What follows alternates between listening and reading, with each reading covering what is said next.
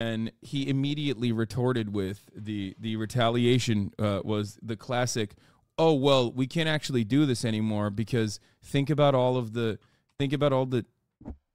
All right, let's go. Sap time. think about all the Jews that were expelled from other Arab countries, as though this is simply the Palestinians' fault.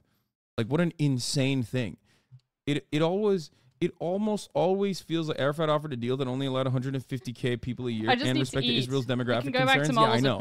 To which he said, we can't even do that deal anymore either, because guess what? All the Jews were actually expelled from Arab and Muslim countries. And might want to do some grounded. It's like every part of this process, if you are honest, if you are earnest, if you are legit, if you are literally not just looking at this with like the hypercritical, hyper-Zionist lenses, okay? If you're not reading, like, no matter how much of a psychopathic moron you are, no matter how much of a bloodthirsty moron you are, okay? Unless you have been conditioned and primed your entire life from like middle school onward, okay?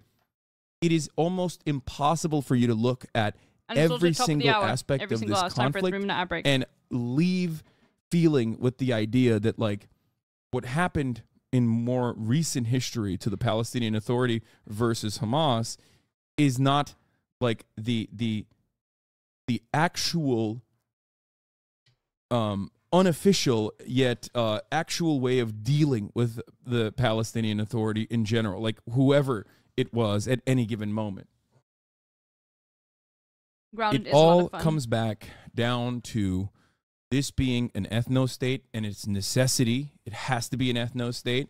And it all comes down to might is right politics. You cannot look at the history of this conflict and literally come out thinking, oh man, Palestinians sure are fucking violent, rabid dogs in this circumstance. It's like pure fucking projection. And it blows my goddamn mind that people just like still try and make this assertion over and over again.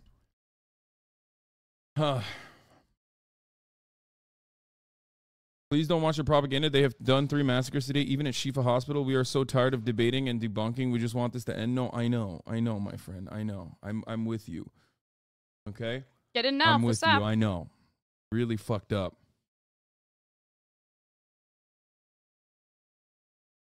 Thoughts on going to Disney right now? Is boycotting them doing anything when our government's paying the way already too? I don't know. I mean, I'll tell you this much. I love Sweetgreen. I eat at Sweetgreen. I used to eat at Sweetgreen every goddamn day, as you guys know. Then I saw the fucking CEO of Sweetgreen say some unhinged ass shit. And I'm not eating at Sweetgreen anymore. It's your own consideration. I don't give a fuck, okay? If a brand wants to go out of their fucking way to be like, no, I love this ethno state, I don't give a fuck. Fuck you. Okay? Like, that's my shit. That's how I have always operated, and that's how I will operate. Don't buy Sabra hummus. Well, don't fucking buy Sabra hummus anyway. Like, that shit, that's dog shit. Sabra hummus has always been fucking dog. It's the easiest thing to fucking boycott, okay? Fuck out of here.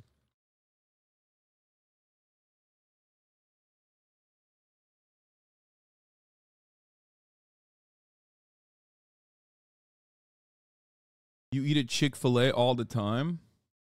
I mean, wait, what? Yeah, of course. Because he's homophobic. I do. Why? Is the Chick-fil-A fucking psychopathic Christians also come out and we're like, we love Israel and they should keep doing their ethnic cleansing? Because if that's the case, I don't give a fuck about how homophobic they are.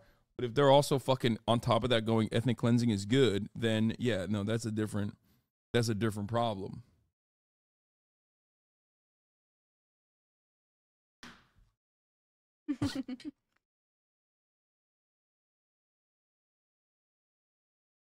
Anyway. I've never had Chick-fil-A.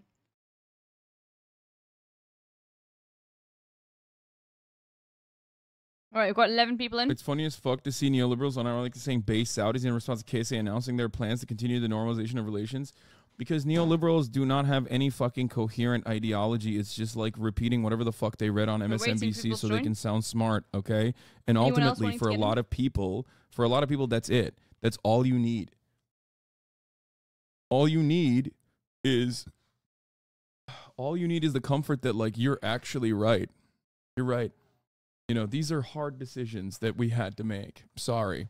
These are hard decisions that we had to make time and time again. There's no reason for historical context. There's no reason for any kind of analysis. I need to get a little bit more There's no meat. reason to really, understand really delicious, but I didn't get enough. anything, I'll be back in really. a second. Just repeat whatever the fuck is coming from MSNBC. Add a couple edgy slurs in there, okay, into your commentary, and all of a sudden you're not like MSNBC. You're doing something totally different. You know what I mean? Except no. Wait, so homophobia is okay? No, of course homophobia is not okay. Shut the fuck up. Actually, you know what? Yeah, it is okay. All right, that's right. Yeah. Yeah, I've decided. It's fine now.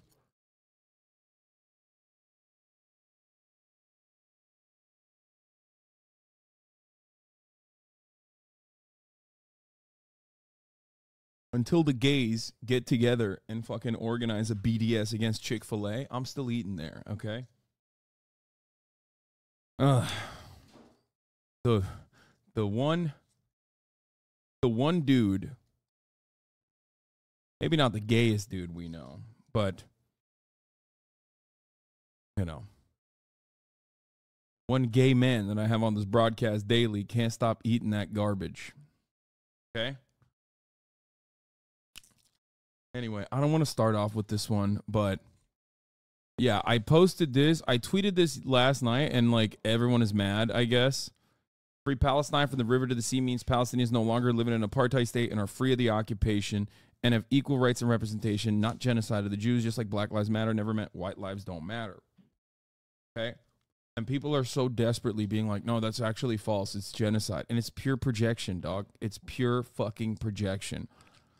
This, on the other hand, is anti-Semitic. The conflation between anti-Zionism and anti-Semitism is one that the ADL in Israel uses regularly. They claim Israel represents all Jews, and there's monolithic support from all Jews for Israel. This is not the case. It's anti-Semitic.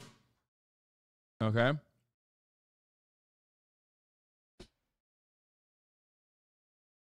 Okay, I guess no one wants to join for SAP. Let's start then. Louis Keene, the Jewish history mural outside of Cantor's Deli, an iconic Los Angeles restaurant, has been open longer than the state of Israel has existed, was defaced with graffiti last night. Anyone else? Yeah. I guess not. Let's start then. Like, you don't have to fucking go to, like, Jewish institutions or Jewish areas and fucking say Free Palestine. And then I followed it up with saying, I've also heard the Confederate flag represents Southern pride and cultural heritage. This is my favorite type of fucking idiot. Because, like, this type of idiot inherently doesn't fucking understand that, like, he is on the reactionary side. Okay? He's like, oh man, yeah, Southern pride and cultural heritage. That's right, because Palestinians fighting against an apartheid state is the same as like, as slavers trying to do slavery.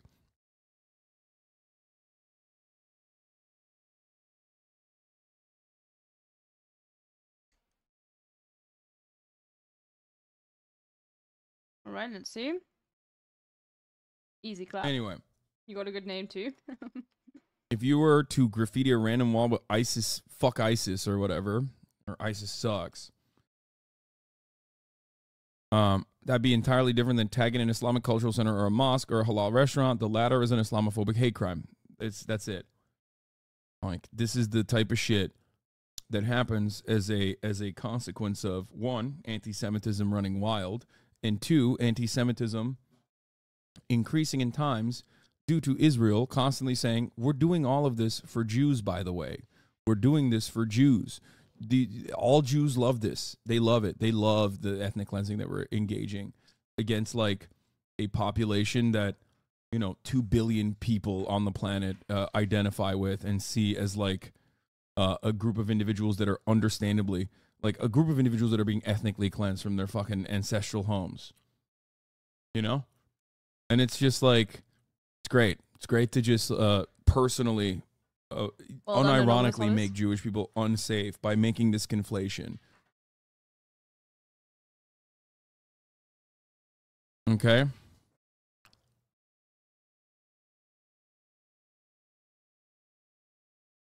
My girlfriend and I got to go to a screening of this. She was a Zionist Jew up until a few years ago, and this was such an eye-opener for her childhood. Oh, Israelism? Some American Jews who... I've seen this. We've only seen the... I've only seen the official trailer. I've never actually watched the whole thing. Thank you. Did you want Hezbollah to join the war? What?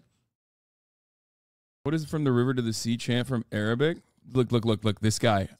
Just curious, Andy. What is the from the river to the sea chant from Arabic? Doesn't it have a caveat? Yeah, dude. The Arabic version of from the river to the sea says like we want to kill all the Jews. They see it secretly in Arabic, God. and that's the caveat, right? Is that I've seen this counter.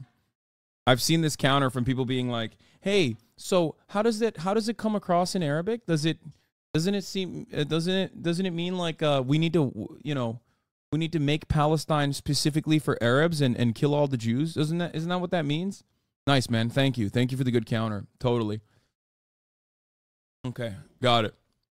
So walk me through this really quickly. Okay, walk me through this in your mind. Do you think like people in America, like what do you think that the American Jews, American Christians, American Muslims, like people in the Western world that are, we're on Hasbara Z team now. I know it's such a fucking stupid, like such an idiotic thing. I'll have you know, sir. C actually, C in Arabic means final solution for Jews, actually. Yeah, contrary to what you think. Anyway, did you want the Hezbollah to join the war? And then he follows it up with, did you want the Hezbollah to join the war? Sorry if you've already given your position. I just tuned in. First of all, it's not a war. It's an ethnic cleansing campaign. Secondly, I want the ethnic cleansing campaign to stop. That's what I want. Okay? It's talking points I've heard. I'm not on any side. Interesting that, like, you're revealing your own personal position here, antisocial butterfly, with your sock account that you're in here with. Man, said sorry. I wasn't able to clip you if you said so earlier. Yeah. Sorry, I wasn't. I know you say apartheid is bad, but when you translate that into Arabic, it scares me. Explain that. Yeah. You want all Jews dead. That's what you want. Yeah, totally. That's definitely, you got me on that, dude. Secretly. That's why I've been fucking fighting against anti-Semites for the past 10 fucking years, while many of you fucking dipshits in here who aren't Jewish, who are just literally were like 4chan Nazis last year, are coming in here to be like, you just want all the Jews dead. Ooh. Like, I'm glad you went through your own personal online trolling experience, and you were able to like find a new medium for all of your fucking personal anxiety. Okay? Fucking idiot.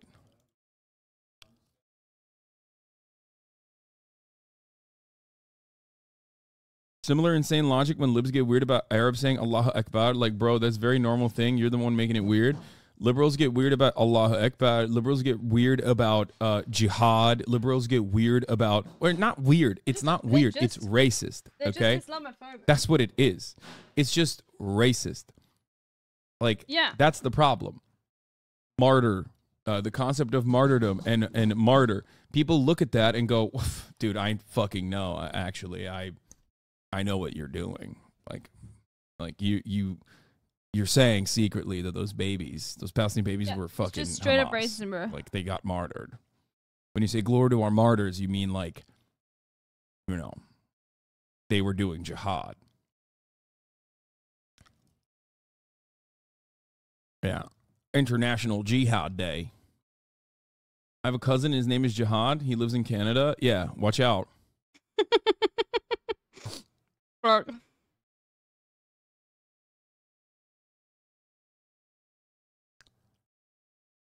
Yeah. Watch out. This is my favorite thing that this is my favorite part of the Hasbara ops, okay? Which is wake up. Ton hell. The West is next, which is pretty cool. I mean, this would be pretty fire. Could you imagine if we had a robust metro system like this? Like, Hamas came in and built tunnels under Manhattan, and then we finally had like a decent ass fucking railway. So true. I mean, that'd be sick. I would be totally on board with that. Okay, inshallah, brothers. Inshallah. Okay, one day. Inshallah, one day. public transit. It's fucking insane. And then we can have Hezbollah come in and fucking lay down optic fiber, dude. I am down. Hassan Nasrallah, what are you doing? Instead of fucking talking a big game about how, you know, Does this deal an extra 2 damage then? Your thoughts and prayers over the Palestinian people. How about you come to Los Angeles right now and build some fucking fiber optic? Go wild with it. I know you motherfuckers have fiber optic cables down there. Okay, I know. I've heard it. I know. Bro, I love that this is also AI. I can see it's Get AI over here generated. right now. Get over here right now. Do a little bit of jihad here, okay? The struggle of my jihad every day is against fucking my ISPs, okay?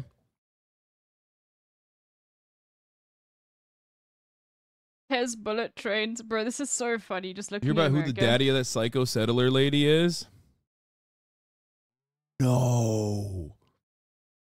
No. That's Rabbi Shmuley's daughter. Oh my God. This makes so much more fucking sense now. Holy shit. Okay, for those of you who don't understand, remember that lady with like the fucking Brooklyn accent? I need to. Who was like, see oh, I'm so excited. I'm watching like bombs fall on Gaza, and every 10 minutes a baby is dying down there, and it's fucking awesome. Who then like got really mad at fucking what's his face? Drake. Yeah, we'll talk about that. Oh no, Drake. Let's go. Of course, dude. Full circle. Of course she's fucking, oh my God. Of course she's like Rabbi Shmuley's daughter. Holy moly. Here. This is the lady. Drake was completely silent for weeks about Dude, this is awesome. Yeah, my Keep it up. progressive king Keep this Drake. up. Honestly, every time, Israel is killing 10 children. Drake Israel is killing a famously child every 10 minutes. Okay, progressive. and simultaneously, all of the pro-Israel sentiment is literally like yelling at Gigi Hadid for I being need to tell her in Palestinian chat. publicly, or yelling at Bella Hadid, or yelling at fucking Drake for saying we need to have a ceasefire. Like, just the gall, the audacity, the arrogance. It's like, what are you doing? I mean, please keep doing it. Please keep doing it. Go ahead. Keep popping off. Most people are going to look at this and go, you are insane. You're an insane person. the massacre of his fellow Jewish brothers and sisters in Israel. But this week he called for a ceasefire. God. Drake, you have no guts. You have no identity. You don't know who you are. You've spent your whole entire life, like most people in the world. He's a part of the ummah, my friend, okay? Mashallah, my brother Drake, he has come out. Aubrey has found the light of Allah, okay? It's very obvious to me. This is what happens when you live in Toronto and you fucking have them both and you seizing rip at the same so time, much like James. Arab and Muslim culture in general and like incorporate it into your brand. You know, all of a sudden, before you know it, you are also Allah's bravest soldier. You are also a part of the ummah. You are also doing jihad. Okay, you don't get it. You don't understand it. This is what happens. Abood Graham. I cannot believe. Good. I cannot believe that the Israel ethnic cleansing campaign has like made Twitter fucking turn around and defend Drake, dude. Proving to everyone and to yourself that you're special. But this week you proved that you're ordinary. You don't know who you are. Big whoop. You can make some good music.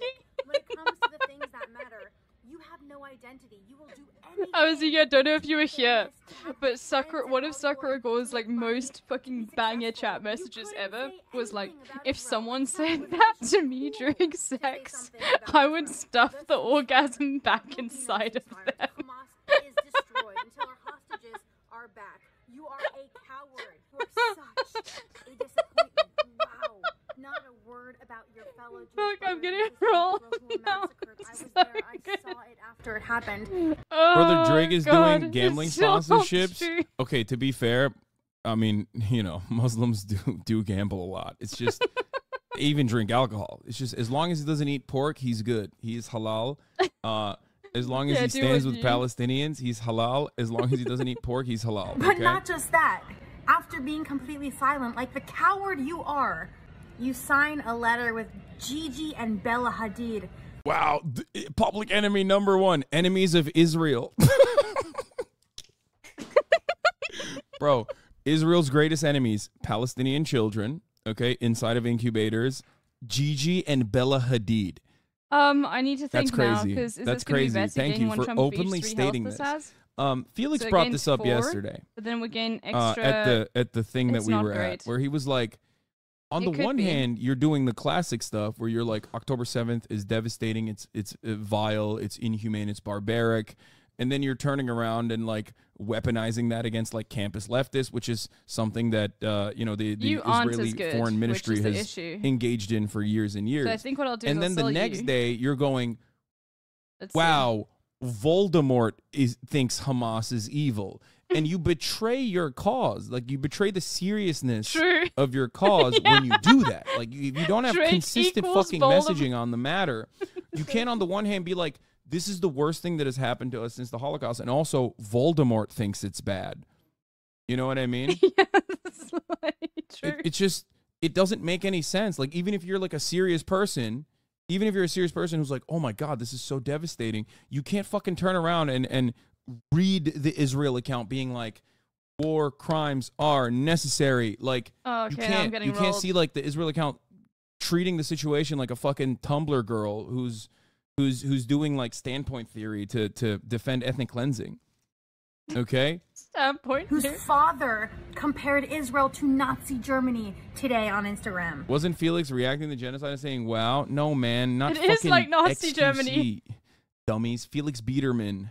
When I talk about politics and I bring up Felix, it's my friend Felix Biederman, You're not not the talking fucking about Goblino, XQC. okay? The fuck? The fuck is XQC? What You are a disappointment. You are a Anyway. disappointment. I need that soundbite. Please tell me somebody has that Sorry, I TikTok didn't mean for me. to alienate my last juicer. You are a disappointment, bro. Yeah, Drake yes, is I will Jewish, by the way. pedal. Aubrey Graham.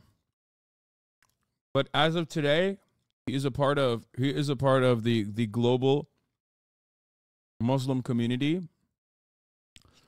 I believe I speak for all Muslims globally when I say, at least for the time being, until he says some like corny ass shit or does some like fucked up shit again, DJ Khaled, out of the tribe. You're done. You're done. DJ Khaled, you're done. I don't know you. I don't want to know you. I never knew you, okay? We're swapping DJ Khaled with Aubrey.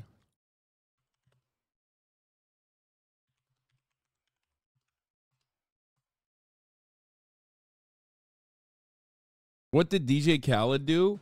It's more so what he didn't do.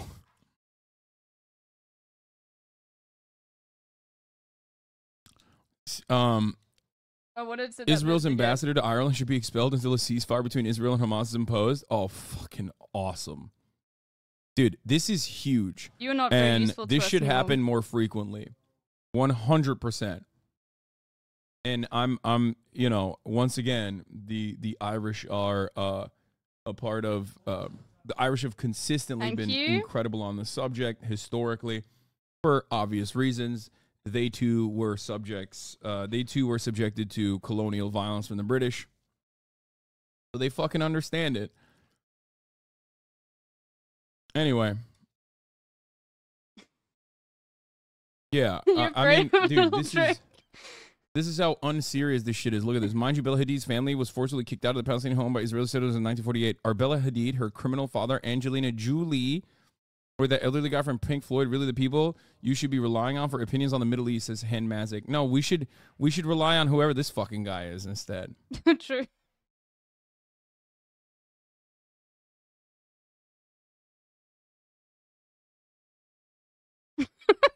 Oh God, You know.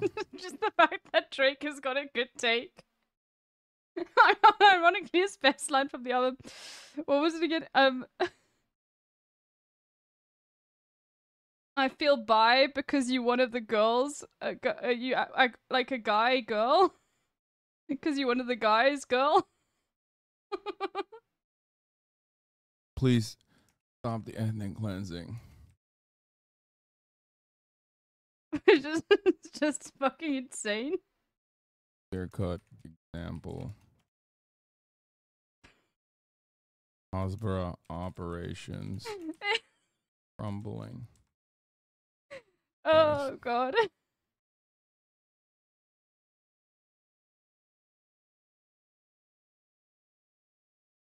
Oh, Drake. Some old guy from one of the most successful Turn that Western ass music over, groups in the let last century Palestine don't fuck who be paid free. Elon money asking for a free service. Yeah. Roger Waters is who he's talking about, by the way, which is fuck, if good. you're even like a little bit familiar with the Palestinian plight, you know for a fact there is not a globally there is one guy that all Zionists hate, okay? And that is Roger fucking Waters, okay? Oh my God, in England, I mean, this happened like a couple months back, where they literally were, there was a thing where like in England, they routinely try to cancel Roger Waters for his opinion on Palestine, like all the time. And they tried to shut down one of his shows because of his depiction of fascism in Pink Floyd The Wall. And they tried to call him a Nazi for it, which is like the entire point of that art is anti-Nazi. So,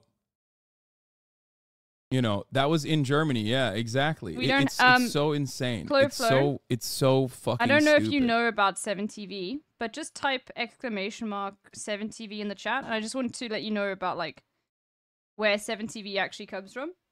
He's the Jane Fonda. Yeah, exactly. He's like Jane Fonda of the Zionist community. Because 100%. we will never have I'll never forgive you, Jane Fonda. But if you can find it on BTV, I'll have a look at it. Vietnam rememberers hate Jane Fonda to this day, just like the defenders of Israel let me get it for you. Hate Roger Waters. 7TV. Just have a look up. Yeah, it's just good to know about 7TV and who founded it and why they founded it in the first place. Also we're still on it, but here, this is censored luckily. But CNN on the IDF claims that they bombed an ambulance convoy because Hamas was using the ambulances. The evidence that we're getting from the Red Cross does seem to contradict that. They instead of trying to fucking claim that like Islamic Jihad did it again, this time they were like, yeah, we did it. So what? It's actually Hamas. A convoy that was heading south towards the Rafah crossing. The Red Cross had been informed that the convoy was leaving the hospital towards the Rafah crossing, and perhaps most damningly, we've just been hearing Jessica from the Red Cross, who confirmed that they had been given information about this particular convoy that was due to leave the Shifa hospital on its way to the Rafah crossing. What we know about the attack is that there are several casualties, many wounded as well. And that this does appear now to have been a convoy of wounded Palestinians. Yeah. Yeah, 100%. And they openly confirmed it, by the way. This fucking... Could be more... This fucking fat-faced monster is back at it again. They have openly confirmed it this time. So what's up? What's going to happen? Oh, well, it was Hamas. Because guess what? They did it in broad daylight. They did it not in the darkness. They did it without any kind of internet cover. They didn't shut the comms off because 15, they're increasing 16. The stress. Why are they doing this? Are they doing this because there is a legitimate intelligence coming in that says this is Hamas? Of course not. The reason why they're doing it is because they can't do a ground operation without taking a shit ton of casualties, okay? They keep getting murked, and they're afraid of that, so every time they get murked, they want to fucking punish more. Who are they going to punish? They can't fucking punish. I love fat shaming Zionists. It's not even fat shaming. I'm saying he's a fat head. Like, he's not fat. I'm saying like he has a giant Sebastian Gorka ass head. Fat shaming Zionists. Like, looks like fucking Frankenstein's Bro, monster, chat dude. is just Jesus on Christ, something this today. fucking I'm guy. just like losing The joke my I made last night mind. was he looks like Trump's What is remaining going on, last dude? Catholic lawyer. That's what he looks like.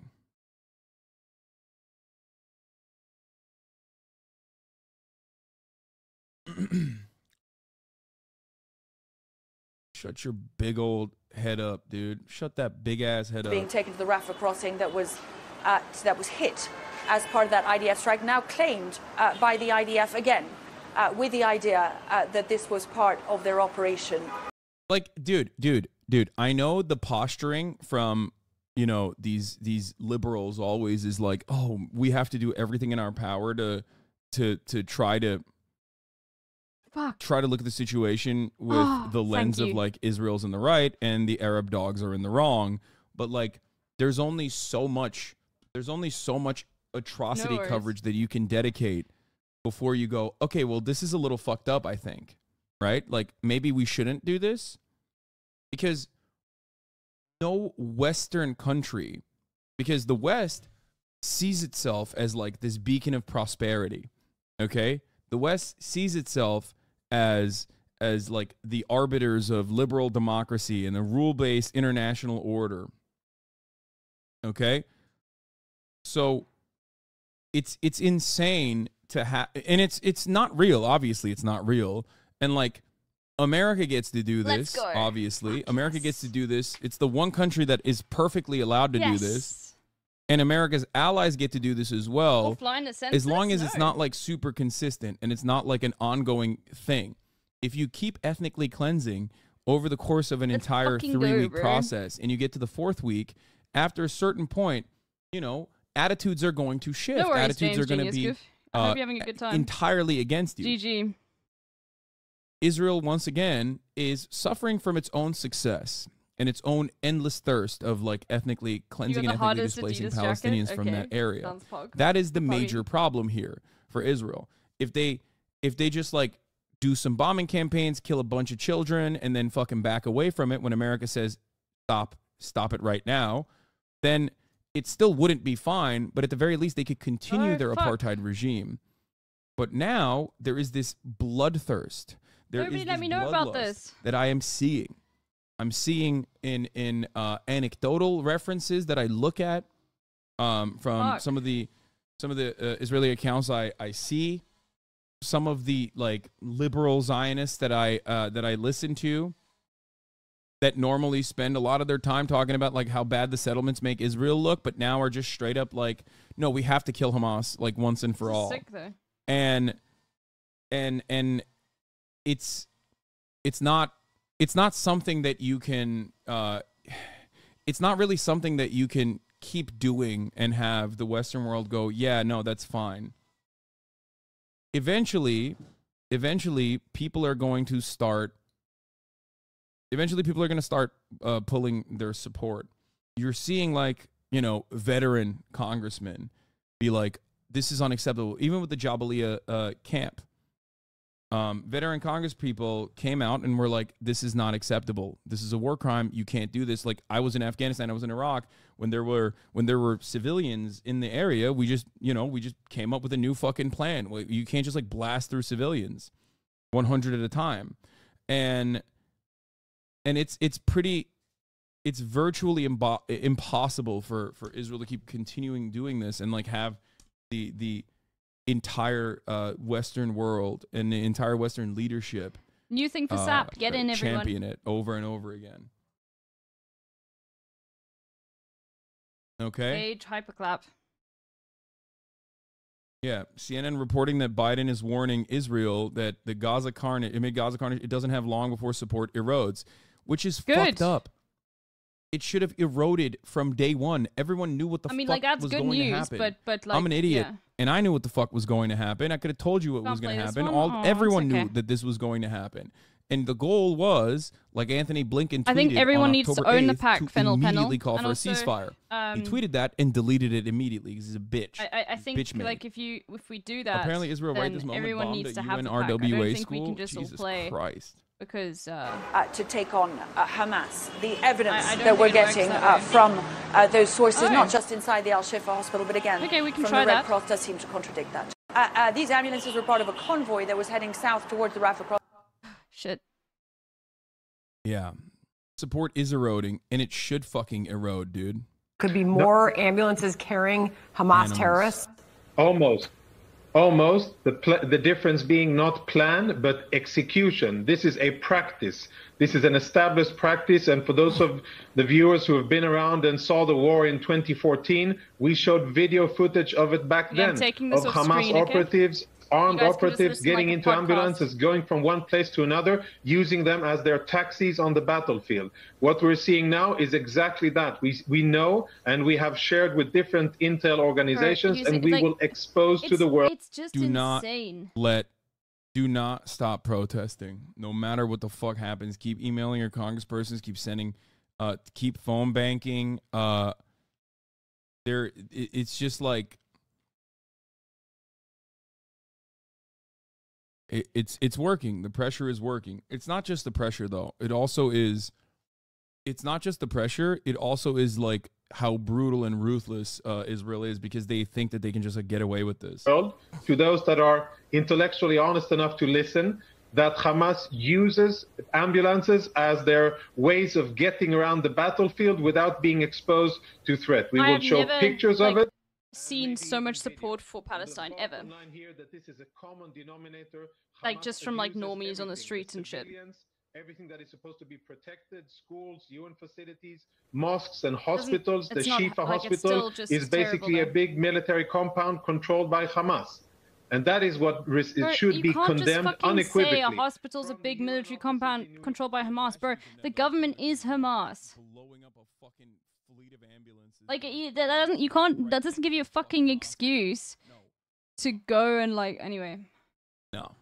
Dropping the pics in 2025, just wait. No, they're gonna fucking drop some like fake ass bullshit, okay? That they snapped, that is like granular from 2014, and be like, look, anyone else see, joining we told you.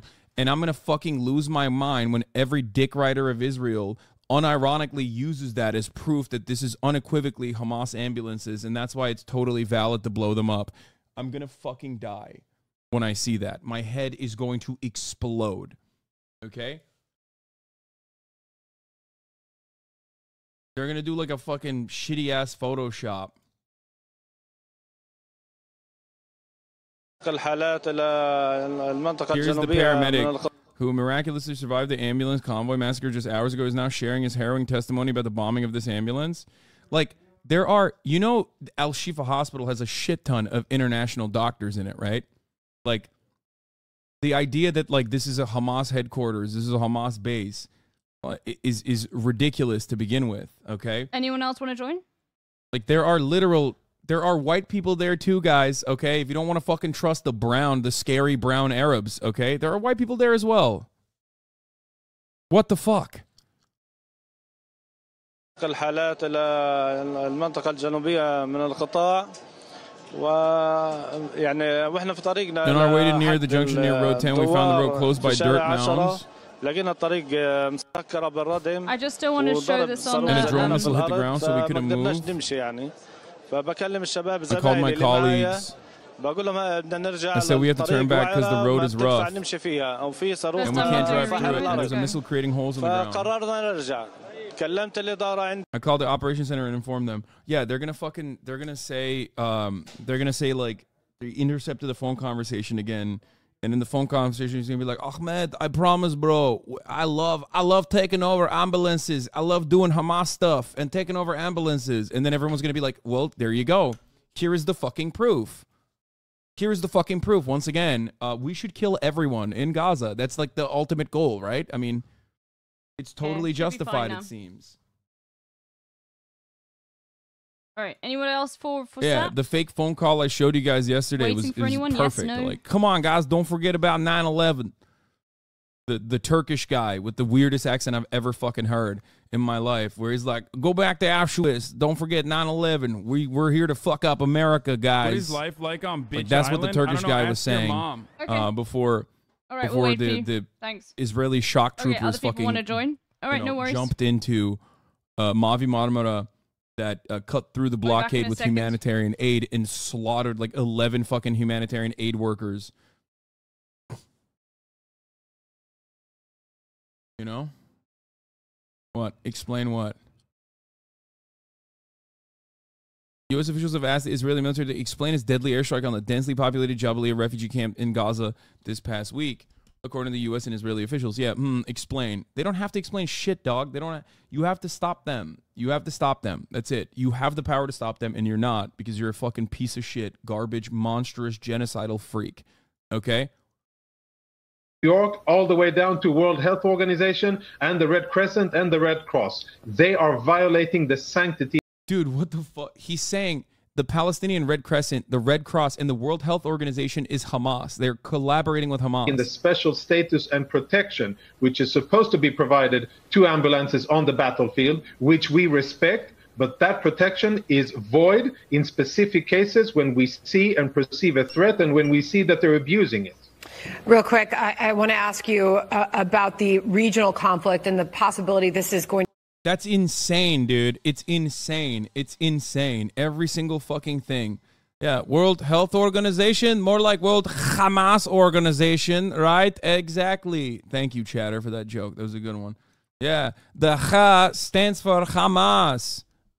Yeah, I know it. Going to escalate further in the region, but do you know specifically how many?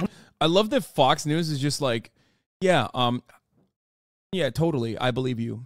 Thank you for telling me. There is no equivalence to this, right? Like, there's no foreign nation that just like has a fucking permanent spokesperson that basically is sitting inside of the fucking headquarters of like any given American media platform that they immediately call upon to contextualize the unjustifiable ethnic cleansing campaign's newest iteration. Blinken also said he wants Israel to minimize Palestinian civilian casualties. Fucking animal dude. He should be saying Israel should eliminate civilian casualties. Exactly. Yeah. That's what he should be doing. He's not going hard enough, dude. Loud? Blinken should be Yeah, saying... it's just because I wasn't talking. You can just turn down the volume yourself, can't you? Sorry, I just wasn't talking. He should be saying Israel should eliminate all the civilian casualties. All of them. Let's go. As in eliminate all the civilians. Bro, what an L shop. Thank you. Blinken being Blinken being a fully he's not giving a full-throated support to Israel's ethnic cleansing campaign. The jovial. Sorry, misunderstood what you were trying to say. You said reduce or eliminate civilian casualties in general. I heard eliminate the civilians. Instructions unclear. The bombing campaign continues. This is minimizing. The Duck Brigade. Hamas terrorists, how many operatives were killed in that particular strike, Colonel? There were a few in the car. We're working on names, affiliation, and what they were doing and what they were busy fighting. But it is clear to us that they were certain terrorists. 100% sure that they were terrorists and they were combatants on the battlefield, which our troops saw getting in to that ambulance and then speeding, and they... Bro, that's such bullshit. I don't know if this motherfucker is aware, but like, when you blow up an ambulance next to the hospital, it's not just like the supposed enemy combatants that you're killing. You know what I mean? You can stack them. That's how you level them up. There was children there. You know what I mean? I saw the videos. Like, motherfucker said they were speeding. Perceived a threat. They understood that there was a threat, and therefore that ambulance was targeted. Colonel.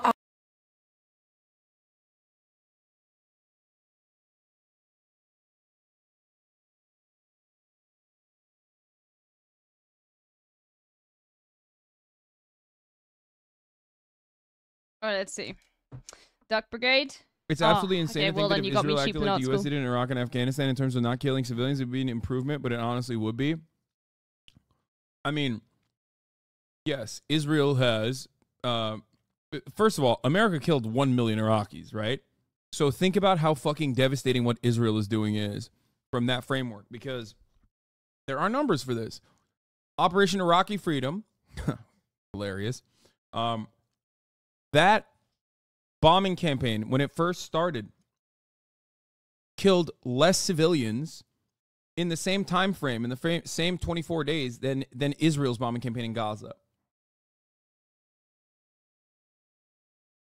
Exactly. If you watch the videos, even if a few Hamas members were in the ambulance, which we have no proof of right now, you can see dozens of civilians dead and injured on the ground nearby.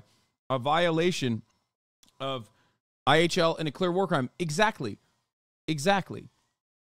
It is fucking ridiculous. I hate that, like, they always try to use this thing where it's like, well, certainly this ambulance now is an enemy, is being used by enemies. Okay, is being used by enemies, so we have to kill them. We have to kill everyone around them. Like, no, you can't. You can't do that.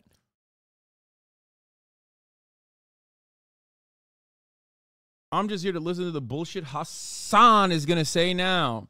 Do you mean Hassan is in like Nasrallah, or do you mean me? Are you trying to racistly say that I'm the double S Hassan?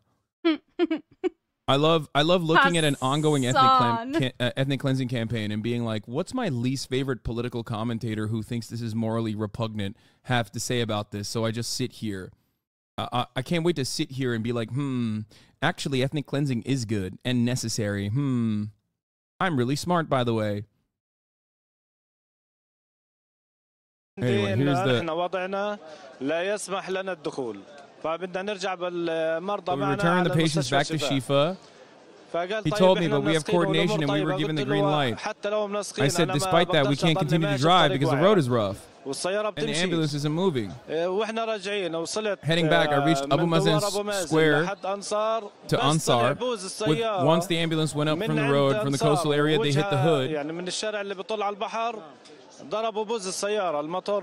hitting the engine itself. I couldn't endure the hit and got injured in my feet. I saw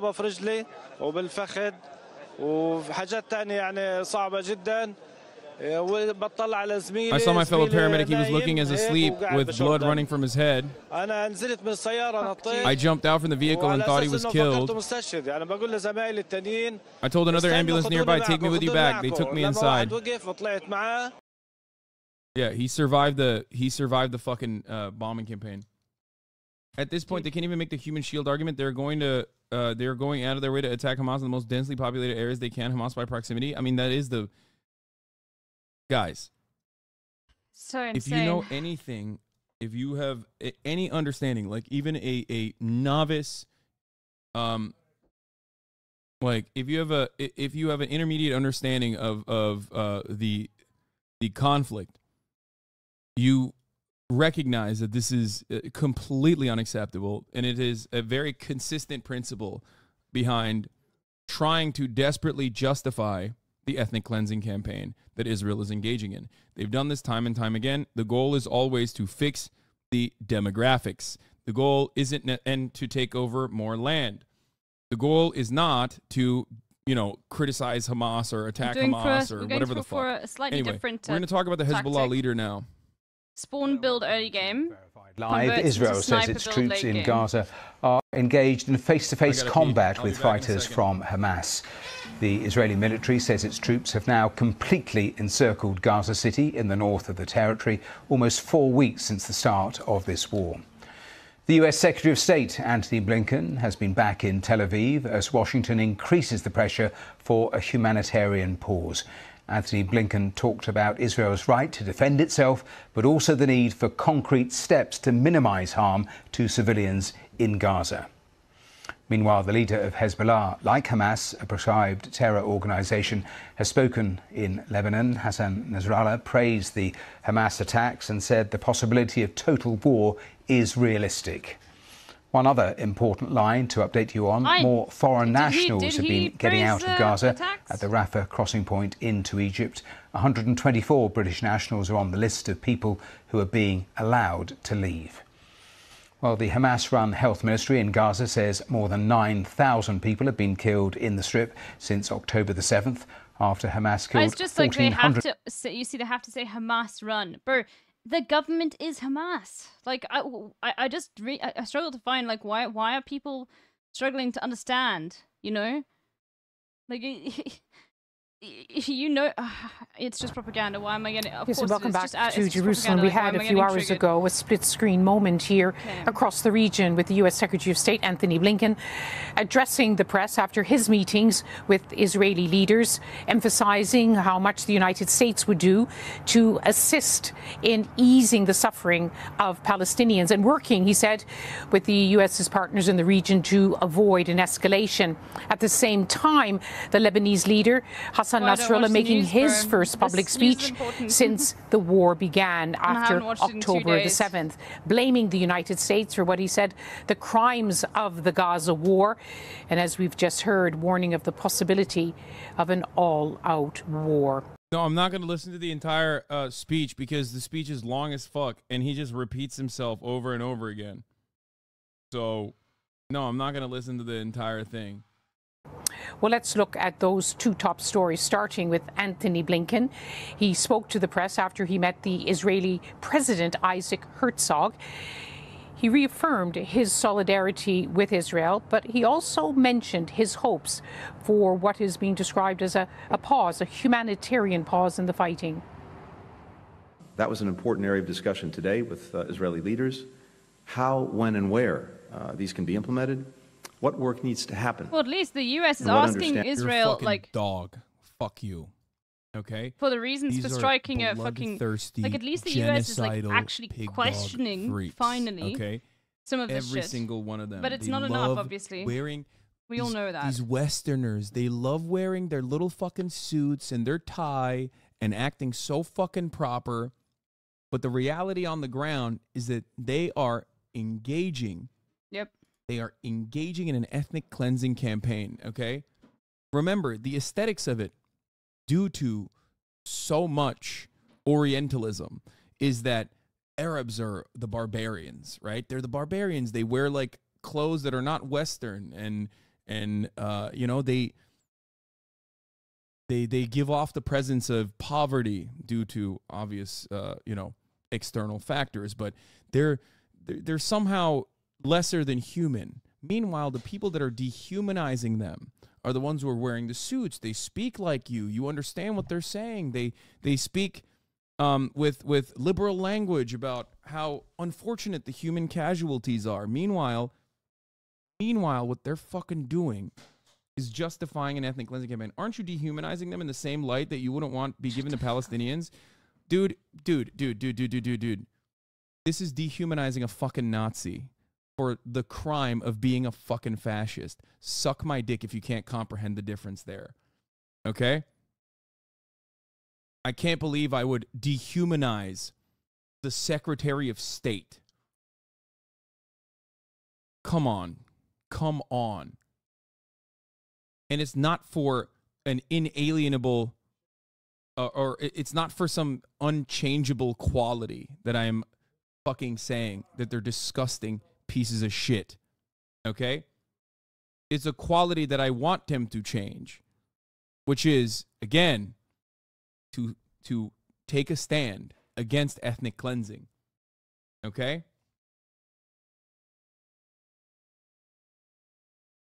Don't come in here and be like, Anthony Blinken is a, small bean neurodivergent minor, you know?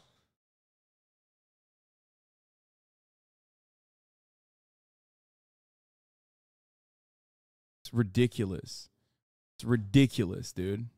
They'll take whatever answer Israel gives them at face value. Not inalienable, immutable, yes. Immutable characteristic.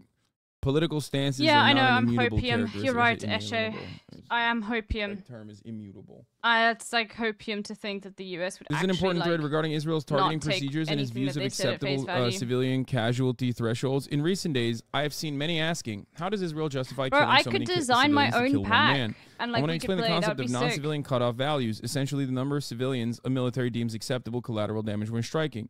Let me start with caveats. NCVs is an American term. There isn't any public evidence that Israelis use the exact same system. Well, they might have like a similar foundation, but their numbers are way fucking out of control. I would say that I guess like the last time America behaved like this was like in Vietnam. Fair pack. The Dahia Protocol dictates that the civilian toll has to be very, very high. The concept is that every single person technically is valued as an enemy combatant when you are going to war with a militant group. Okay, that is a big content moment. Yes, there is an economics of genocide. Yes, there is. Friends. For example, as we have discussed on this broadcast before, the Dahia principle implies that, and it's something that America has used in the Korean War. It's something that America has used in Vietnam. Okay, it implies that the territory that you're taking over when you're fighting against an insurgency is going to now officially be considered full of enemy combatants. The Dahia doctrine, not the Dahia principle. I mean, it is scaling.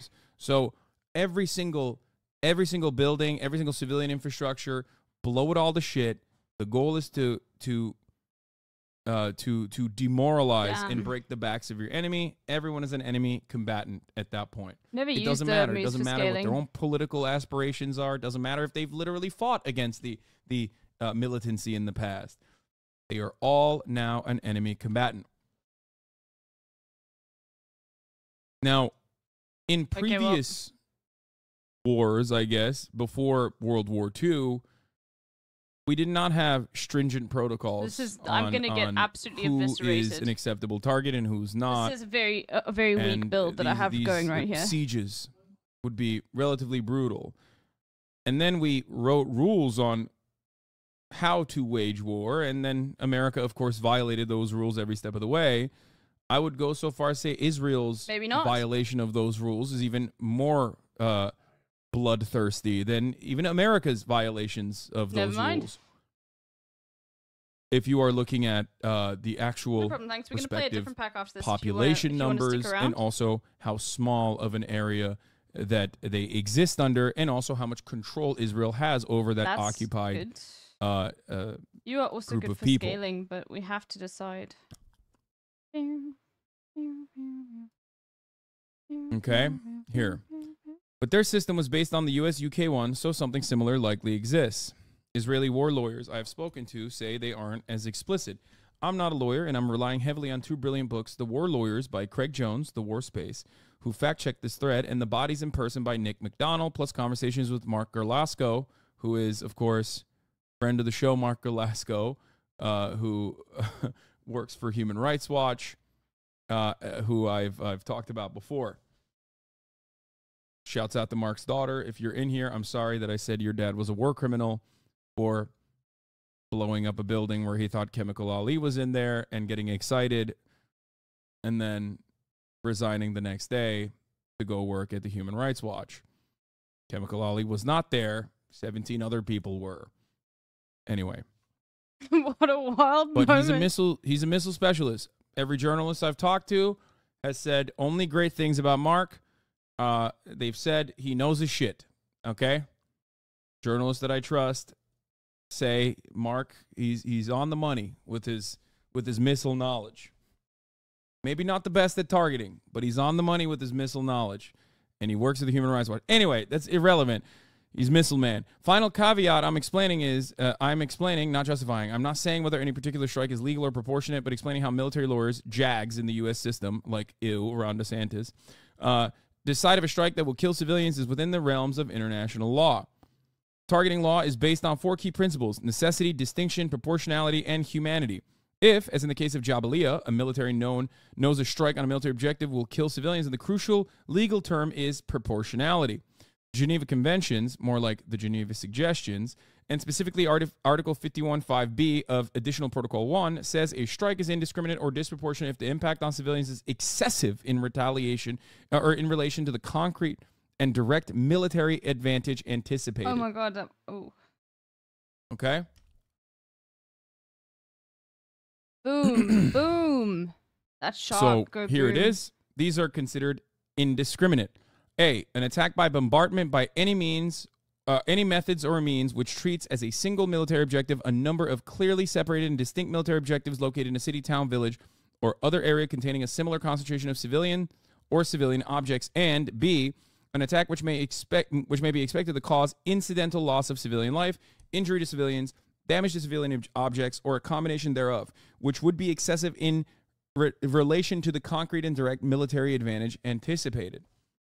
So, given the population density of Gaza, you see him popping off on this almost back every now. single target that you strike in Gaza. Where were all the people that chat being like, yeah, this weekly is just link spam, bro.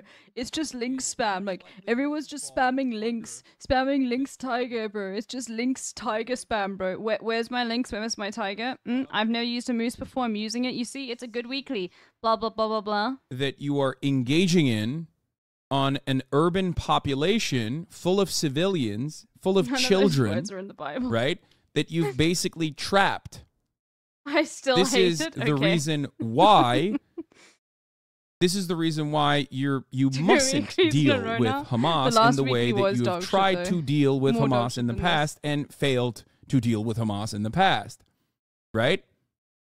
That's why it's not necessarily dealing with Hamas every single time that since pulling out of the Gaza Strip, every single time that Israel has engaged in bombing campaigns. It's going off, bro. Within the Gaza Strip, they've considered that to be mowing the lawn and not necessarily dealing with Hamas, even though the objective, the military objective always is we are eradicating Hamas this time. We are eradicating Hamas this time. When that is not the case. I won't explain. Right? This is an inherently open question, though. The excessiveness, I mean. Excessive to who? Like, some might consider the top of the hour ad break to be excessive. Oh, fuck you, bro. Because there are not that many people that are maybe subscribed, and they will see the 3-minute ad break. I do not. You will be seeing the 3-minute ad break now. Sorry. Okay, I'm going to continue. Fuck you, Hassan.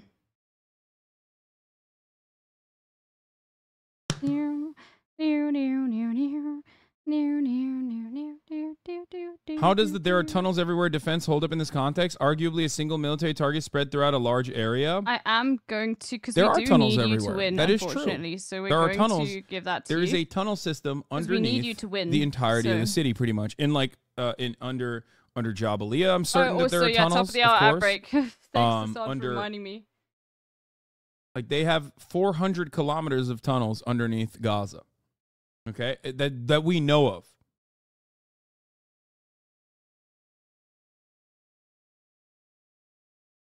Damn. Okay. The problem is the targets above the tunnels are civilian. So you can't blow up a civilian target and claim that you're actually trying to get underneath the civilian target to get into the tunnel. This is excessive. This is completely and utterly objectionable. It is completely ridiculous. How do you weigh the life of civilians, including in many cases young children, against the military gain of killing a particular individual or hitting a particular site? This is in the early 2000s, as America fought wars in Iraq and Afghanistan and drone campaigns in Pakistan, Yemen, and elsewhere, this question grew.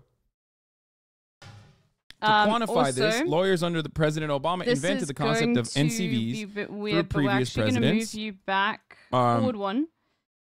Right. No. Though previous presidents had comparable mechanisms, yes, forward one because, NCVs were not legal. They are a policy interpretation of international law. The idea being it would impose restrictions on civilian harm. You guys are not as good as whatever. In practice, over time, it became a system by which the U.S. military and its lawyers decided how many civilians was proportionate. If a strike was expected to kill 8 civilians and the NCV was 10, it would go ahead. Strikes with a higher than typical expected number of civilian deaths, NCV +1, were not absolutely prohibited, but they required specific permission from the U.S. Secretary of Defense and President. Oh my God, it's the pancake. And they were given, by the way. Oh my God, the pancakes are going off, bro. Oh no, it's like how the hospital graphs, the target are spread around so they can justify hitting anything. Exactly.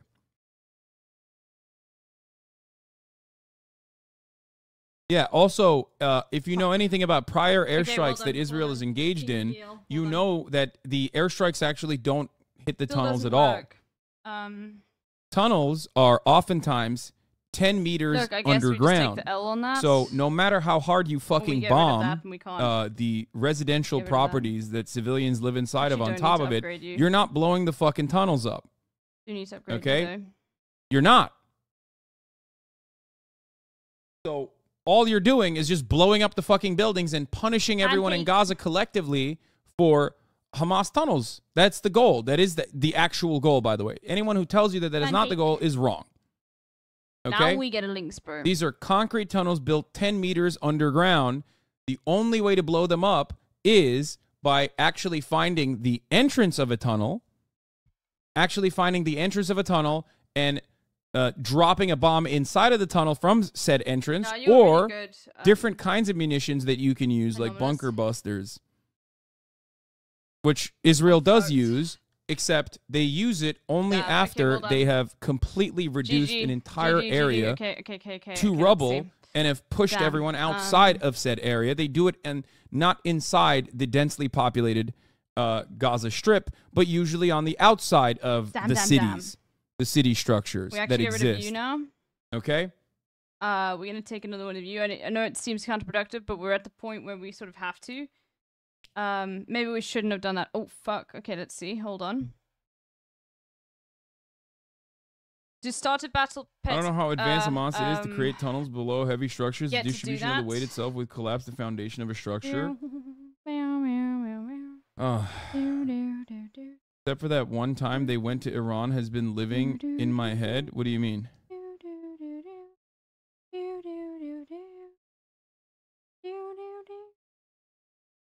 Palestinians don't want Israel to exist. How can they live together in peace? How do you respond to they voted for Hamas? Palestinians don't want Israel to exist. How can they live together in peace? My friend, read anything. Please, like, read the Wikipedia pages. Read book, Wikipedia. please. I normally would not say that, right? But in this circumstance, just read the Wikipedia. Like, it's virtually impossible for you to literally look at the situation and maintain that same position that, like, Palestinians simply don't want Israel to exist. It's pure projection.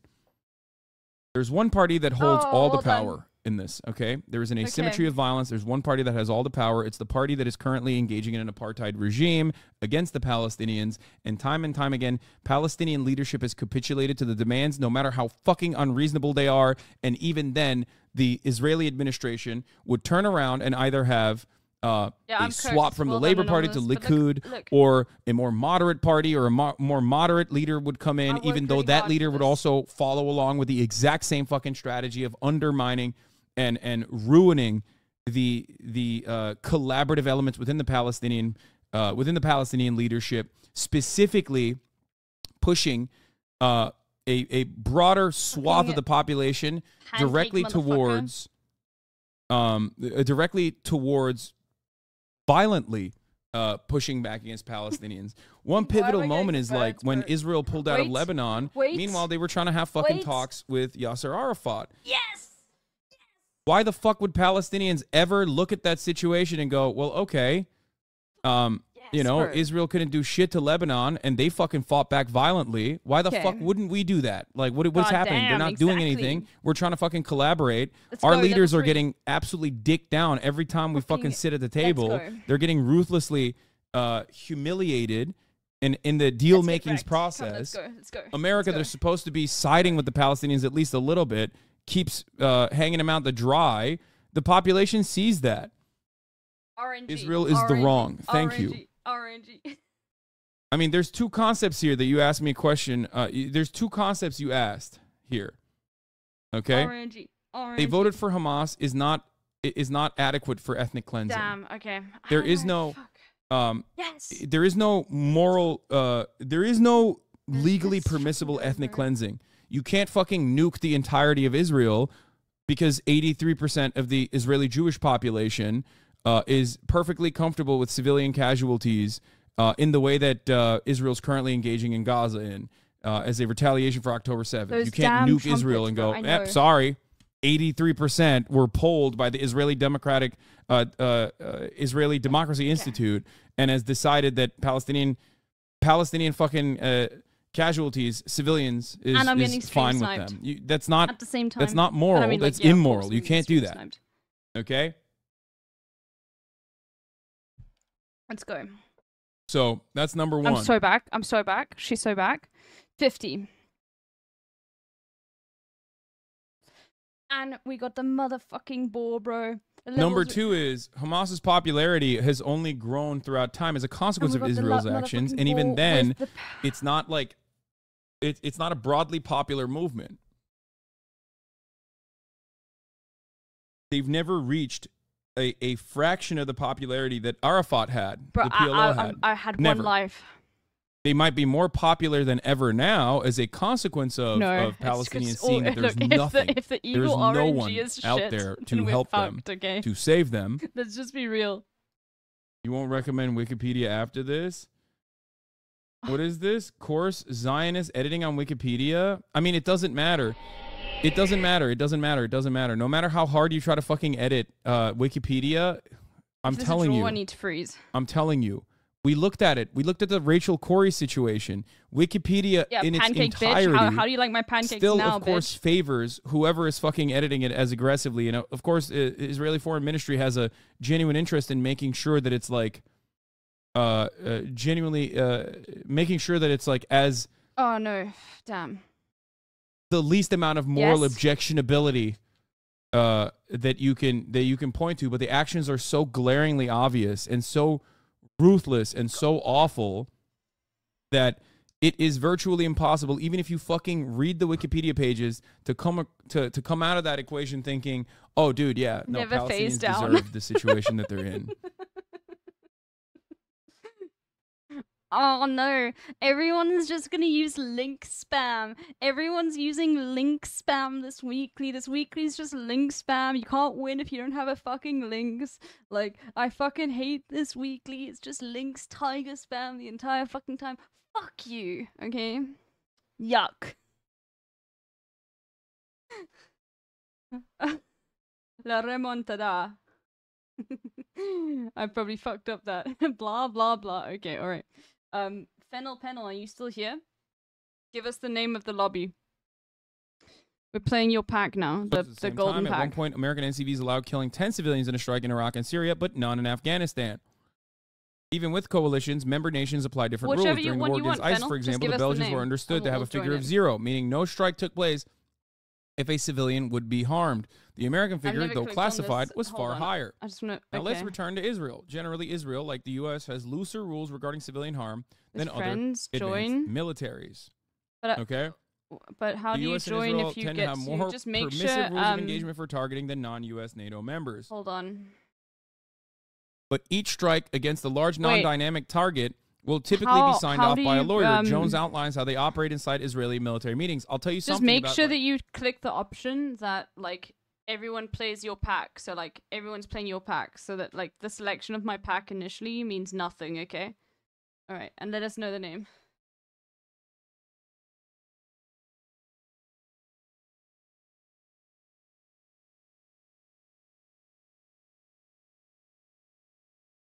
Israel proper. And hundreds of them were sniped by the IDF. And the IDF openly stated, both on their fucking Twitter account, but also IDF military commanders have openly stated to American media that they gave legal confirmations for every single sniping. Every single time a sniper rifle was fired in the vicinity, in the direction, or directly targeting to wound a child. Tens of thousands of civilians were wounded egregiously. There was a legal permission given by high command. Okay? You need to understand that.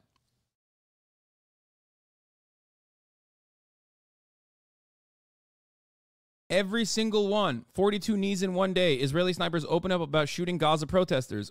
I'll just say this, James Genius Goof. My fucking my iPad's like what was it called again? The charging port stopped working. And they refused to replace it because I was 2 weeks out of fucking coverage. And they don't do fixing like that at the Apple Store. And yeah, anyway.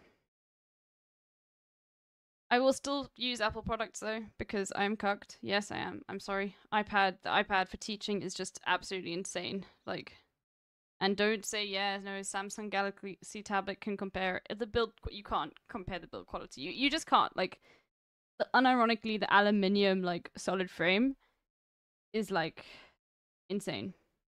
But fuck Apple for doing that to me. Approval. Other times, the lawyer will set conditions, and only when these conditions are met will an operation be considered legal. In Jabalia, a reasonable pre-strike assessment would have expected dozens, probably hundreds of civilians to be killed in a series of strikes on a heavily populated refugee camp. So far, we at Air Wars have tracked almost 100 civilians killed, with full research published next week. Israel justified the strike as necessary to kill a senior Hamas operative and other militants. This is a tragedy of war. We have been saying for days, move south, and the civilians that are not involved in Hamas move south. That is to imply that the civilians that stayed behind, because they do not want to be pushed out of their homes and never to be able to return, which, by the way, if you're Palestinian, that is your life. That's your entire life. That's why you're a permanent refugee status. Then you're declared Hamas. You're also Hamas. Something to consider. Thanks. This suggests that Israel sees its decision to tell 1 million Palestinians to flee to the south of the Strip has some bearing on the civilian status of those who remain. Most international human rights lawyers will totally reject this. Most humans, okay, that aren't fucking animals, that aren't bloodthirsty monsters, would look to that and go, that's insane, okay? So the lawyer giving approval to insane Zionists, all bets are off? No, they are. That's not a thing. There's no lawyer that says, hey, you can't do that. Said Lal Hassan seething. Brother, I need you to understand something. All right, Fennel, if you look to the situation where ethnic cleansing is occurring and you say, wow, that's really insane, that's really fucking unacceptable, okay?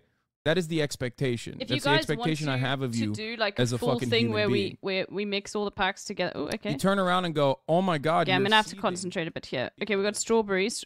Okay, strawberries. To one random strawberry friend. Like, oh my God, you're so Start a battle. Yeah, I am seething. You are good. Over a genocide. I'm seething over In general, you're good. Come on, Bobby, let's go party. Freeze strawberry. Yeah. How are you not? Why are you not angry? And we're actually going to just see if this works. I do not the smooth think that you will lizards. ever be happy. If you look at the situation and go, lol, Who's that? so mad. Hazy James, thank you so much for the follow. Completely unjustifiable situation and go, oh my God, you're so mad. It's awesome. It's awesome how mad you are about ethnic cleansing. Okay, it worked. Because if you're not mad about it, that means you're not like, you don't have a heart, you don't have if a soul. one random strawberry friend plus you are when we sell it, going to be pathetically upset for the rest of so your we're gonna life go for until strawberry one day build you then. decide to Okay. just, you know, maybe have a permanent peace. Thank you. You guys are great.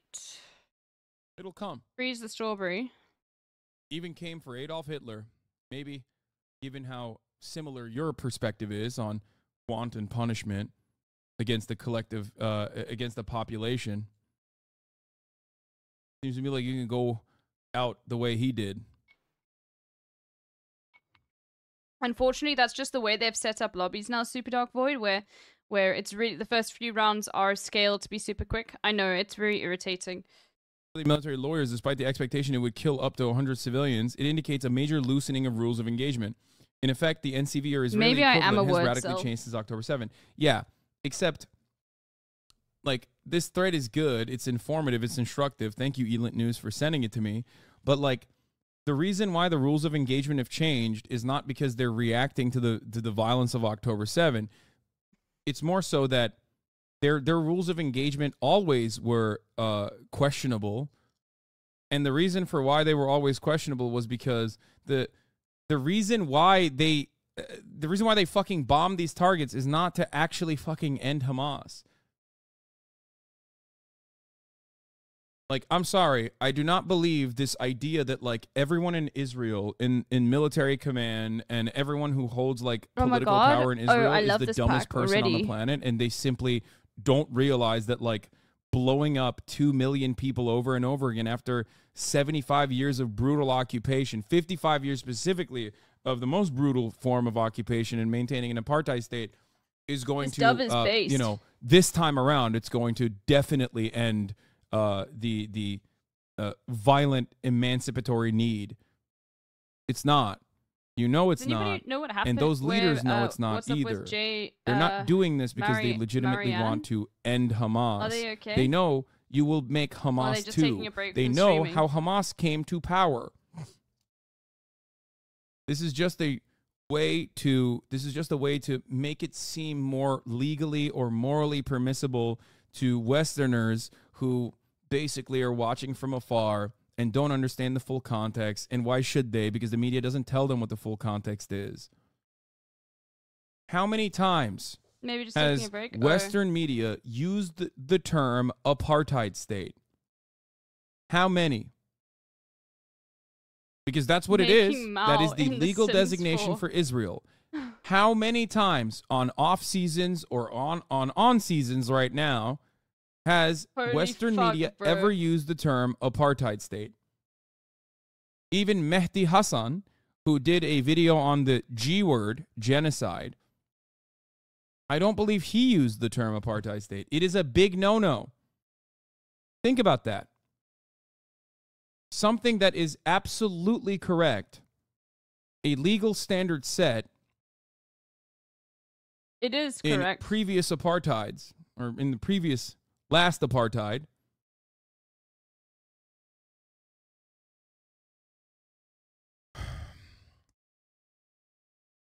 is completely you would go really acceptable well with the to koala. say Israel is, because it is an apartheid state. And the media refuses to mention it like that. It is a loaded term. It is a loaded term.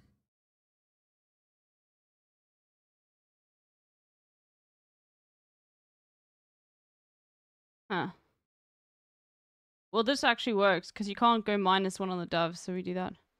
I do not consider anyone who refuses to recognize that reality to be a serious actor in this process. Israeli here, I literally asked a family member of mine if Hezbollah started attacking and things started to look bad, will we fly elsewhere? And they said no, because this is our home. A few days later, they say Gazans are stupid because they don't move south and get bombed. Yeah, I mean, because they don't see Gazans as humans. And why should they? It's so much, there's been so much propaganda their entire fucking lives. Israeli leadership see Palestinians as a serious threat to a serious demographic threat. This much is clear. They've mentioned this time and time again, very openly. Mehdi Hassan used it apartheid in a debate we watched the other day. I know, but did he say it on MSNBC? I was asking a very specific question. Maybe he has. I don't know. But outside of like a select few, like John Oliver, for example. Okay, let's see. So I was just typing The Hassan's chat. broad majority of news coverage that talks about Israel refuses to use the technical term that is a legal designation, that is the correct designation.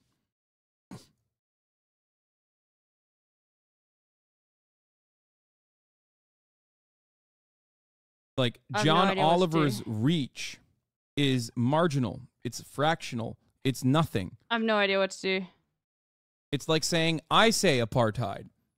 So therefore people in American media are saying it. Okay? I'm nothing in the grand scheme of things. There is so much media coverage that is afforded to this, and of course there should be. And yet, for some weird reason, that media coverage doesn't feature a key detail here.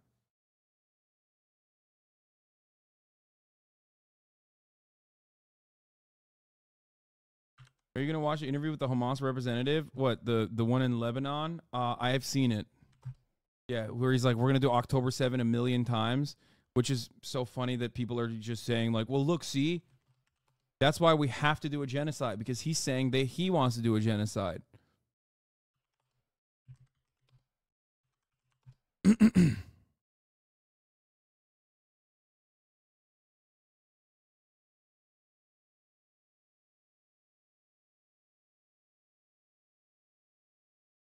It's a loaded term, but it's basically the most simple thing to understand. If your government segregates people into classes based on race or ethnicity, etc., then it's an apartheid.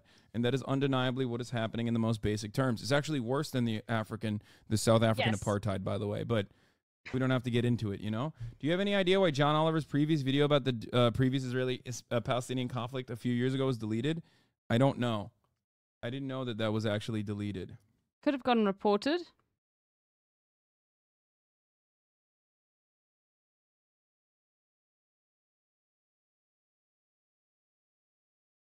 I have no idea what to do now. Well, I guess we do this.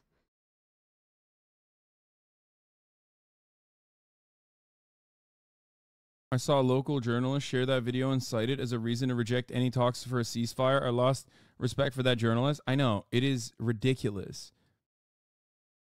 The Israeli propaganda going on Reddit too. Top 2 posts on map porn right now. Yeah, I mean it's really fucking so Reddit to just look at this situation.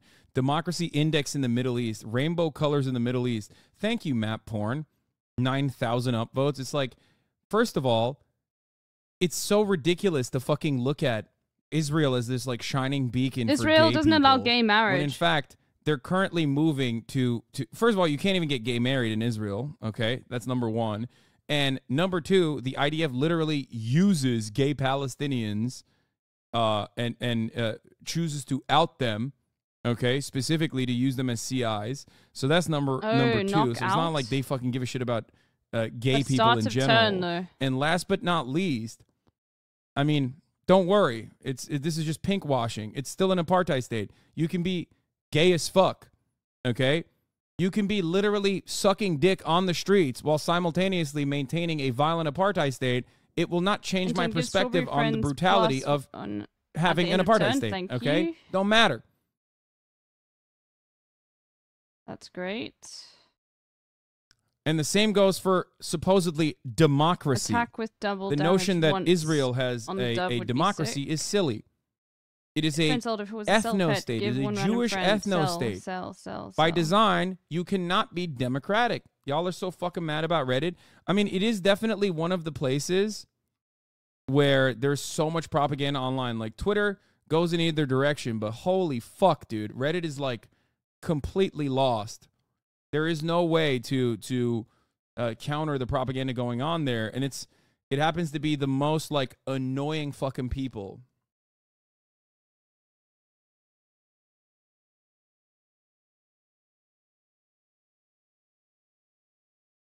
Oh, I should have unfrozen the cheese. All right, let's watch. Standings must be reached. By the way, at 3 p.m., I will have Noah Colwyn on, and we're going to go through Ben Shapiro's ahistorical video that has like 4 million views about here's the actual truth about the Israeli-Palestinian conflict, a comprehensive history. We recognize this would take time to prepare and coordinate as well with international partners. A number of legitimate questions were raised in our discussions today, including how to use any period of pause to maximize the flow of humanitarian assistance, how to connect the pause to the release of hostages, how to ensure that... Man, this is so anti-Semitic. Yo, Blinken better be blicked up, dude. He speaks, he keeps talking this anti-Semitic game, dude. I don't know. Hamas doesn't use these pauses or arrangements to its own advantage.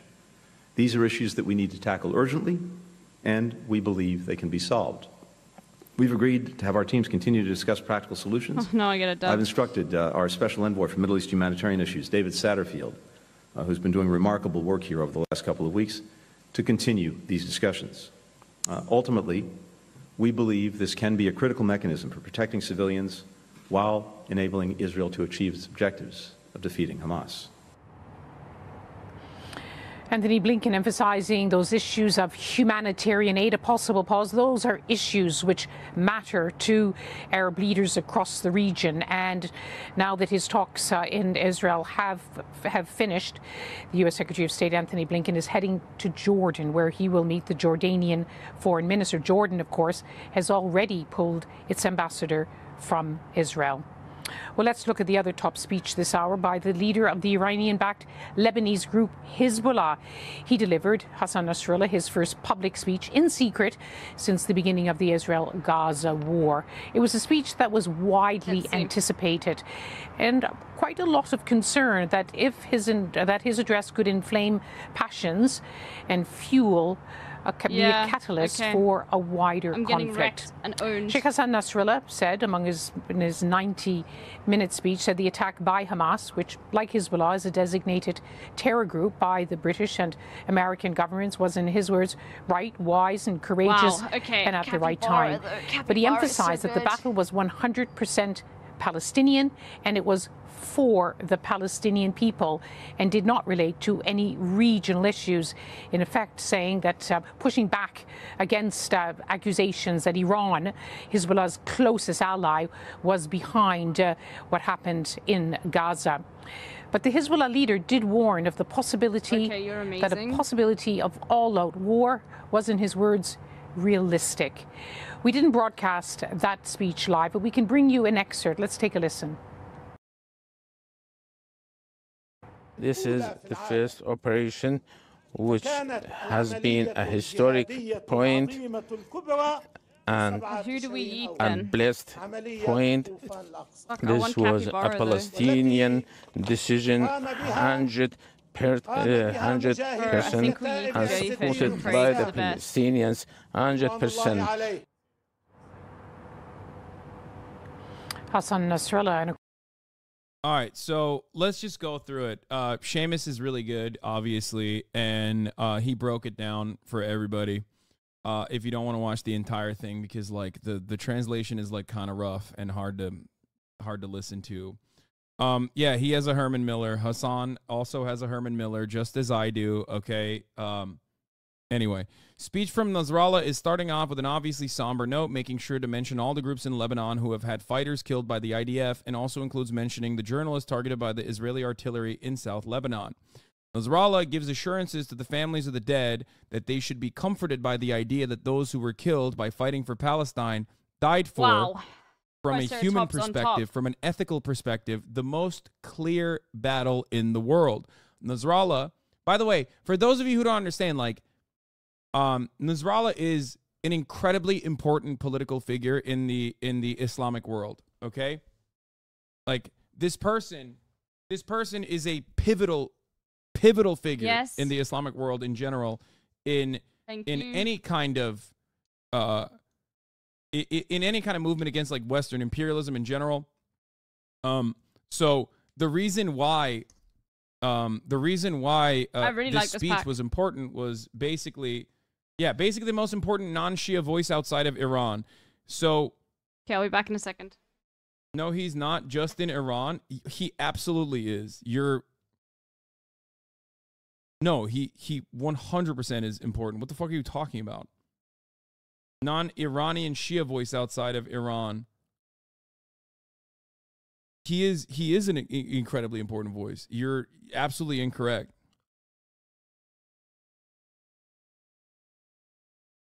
I watched the Al Jazeera live translation as well, but it's just like too long. I don't want to go through it.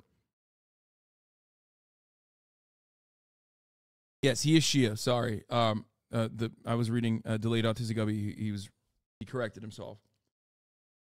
So Nasrallah gives assurances to the families of the dead that they should be comforted by the idea that those who were killed by fighting for Palestine died for, from a human perspective, from an ethical perspective, the most clear battle in the world. Okay?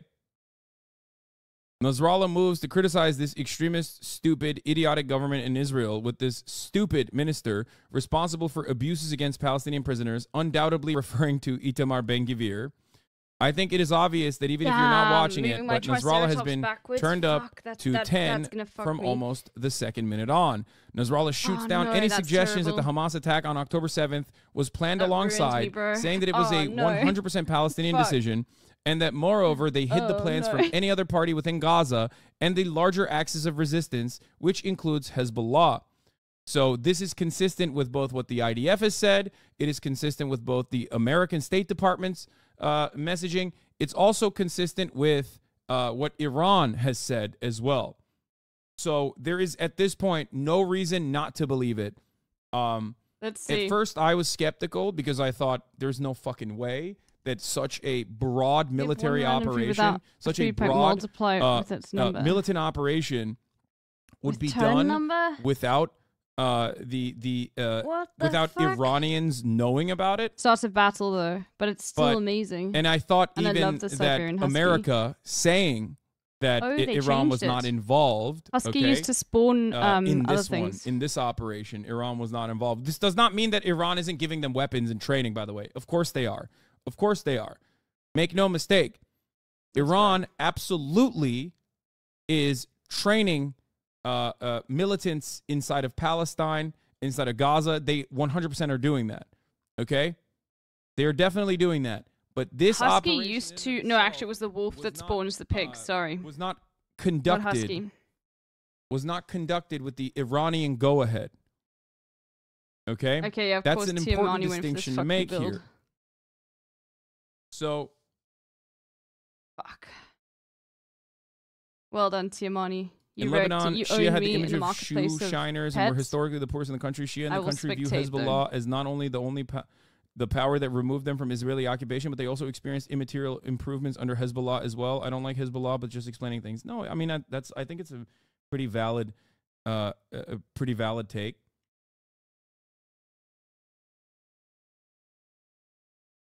Hezbollah has always had, while Hezbollah is treated or is perceived in the West as like I am technically Sunni. I'm Sunni Muslim. I'm not Shia, okay? My name is Hassan. I'm Turkish. I'm a Sunni Muslim. I'm from a Sunni Muslim family.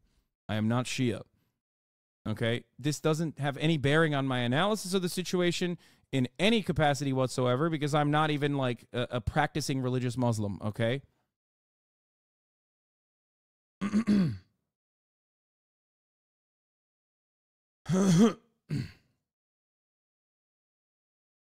So, yeah, a lot of Shias are also named Hassan, including Mehdi Hassan. Mehdi Hassan's name is not Hassan. His last name is Hassan. My first name is Hassan. But anyway, it doesn't matter. There are Shias who are named Hassan as well. The reason why I brought it up, oh my God, why is everybody trying to pick apart every single thing I'm saying? The reason why I brought up my name is so that you understand that yes, it is a Muslim name. Hassan is a Muslim name, but I myself am not religious, okay? That wasn't to say that I'm not Shia. Okay.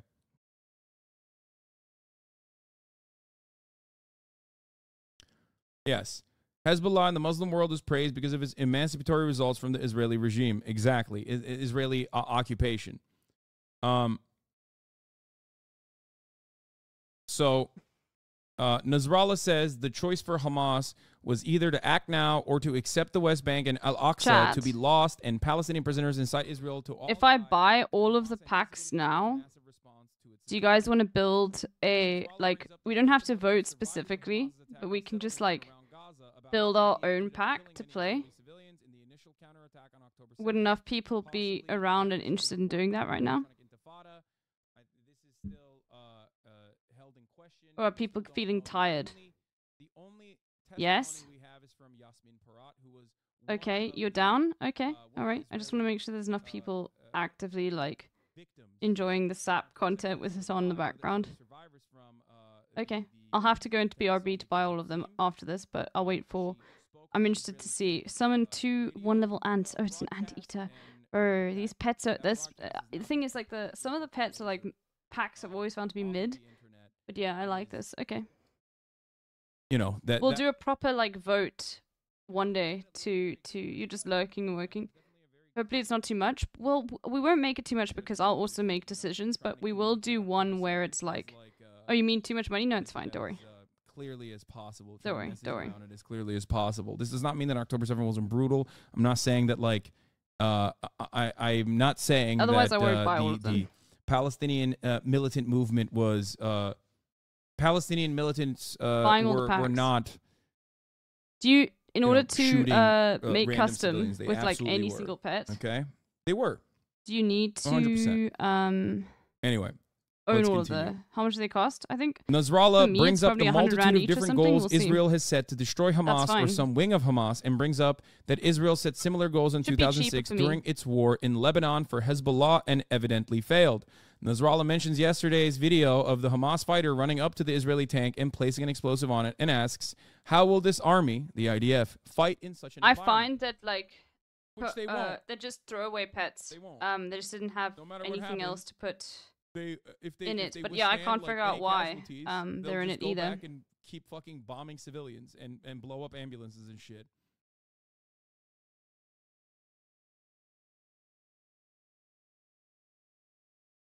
If Palestine were currently in the process of genociding the entirety of Israel, I'm fairly sure Tiamani does know this strat because we've used this strat before. The koala fucking yak strat. We've used this strat before. Tia Tia has seen that before. Yes, I would abso-fucking-lutely. And a lot of the animals as well, be speaking out you about are very it. If there was good. A dominant Arab Muslim population that had pushed a Jewish population that lived there into fucking ghettos and was routinely bombing them and engaging in the act of ethnic cleansing, that America was like somehow also funding and facilitating this ethnic cleansing, I would absolutely be against it. Of course.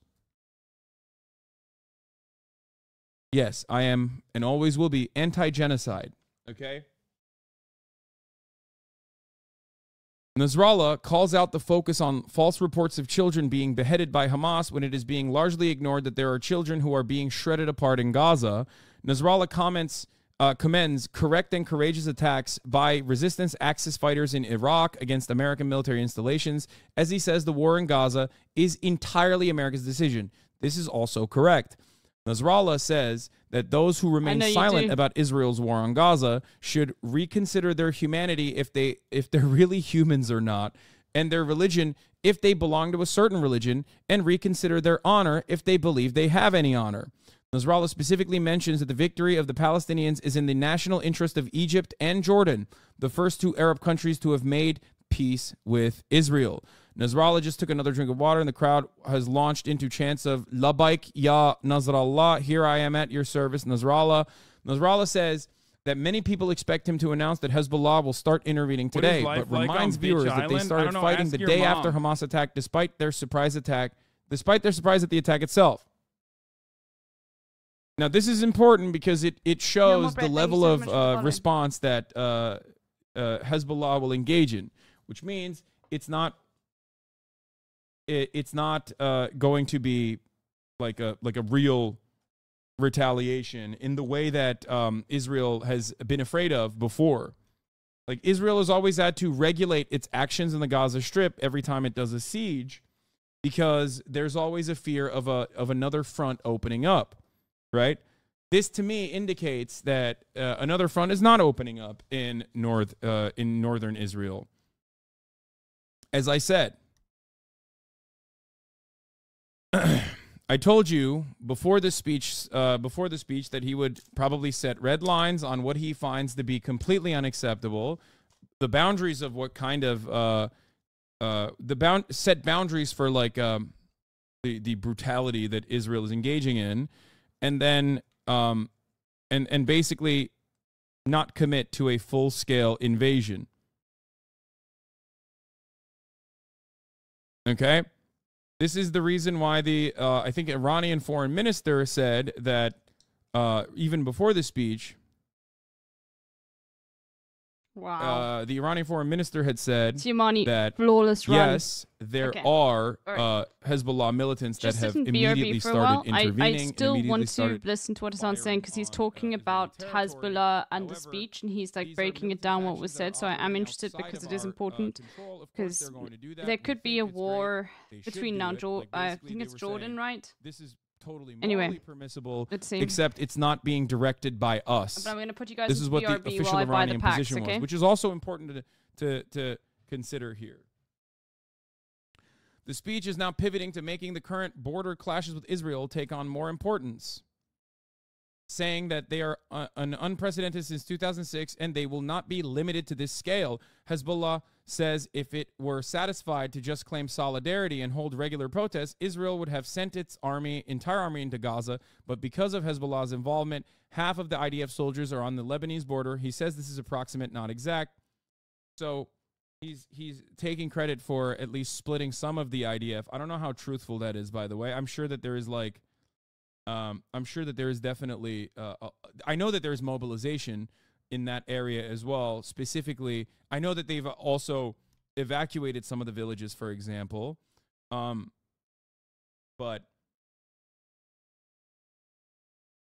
I mean, it does seem like he's saying like we're pulling. Okay. He did not say half, but a third.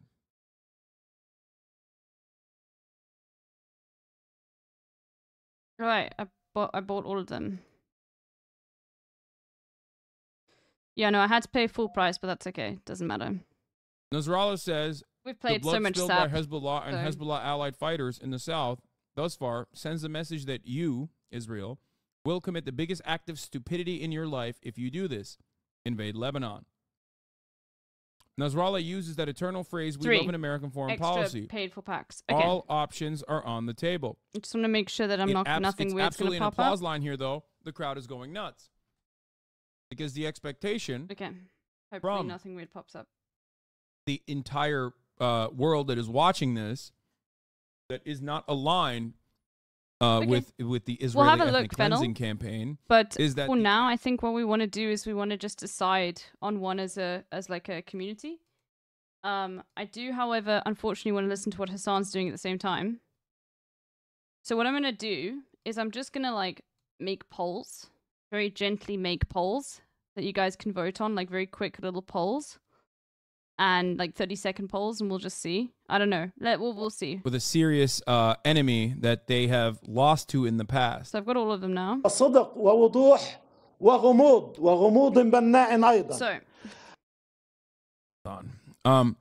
Nasrallah now hitting out against the threat of American intervention, saying that U.S. Navy ships in the Mediterranean don't scare us and never did, and asked the U.S. to not forget its humiliating withdrawal from Afghanistan, as well as its defeats in Iraq and in Lebanon itself. Nasrallah says that America can end Israel's aggression on Gaza. So what we're going to do is you guys just say one per chatter until I've selected yours and gone through a cycle, what pets you want in tier 1. Okay? Just tell me what pets you want in tier 1. All right? You can have a look. And this part is very, very important. He's literally saying... He's not just like saying, listen, Israel, we're going to fucking invade. He's saying we are going to attack American soldiers. Like, we will open up and turn this into a, not just a regional war, but a global one. Pig. Nasrallah addresses Gaza and the West Bank and tells them that just as Iranian leader Khamenei can't just say all told bugs. them in 2006 Give me a specific one. that Hezbollah will come out victorious against Israel, he's telling them the only outcome of this current war is certain victory against Israel.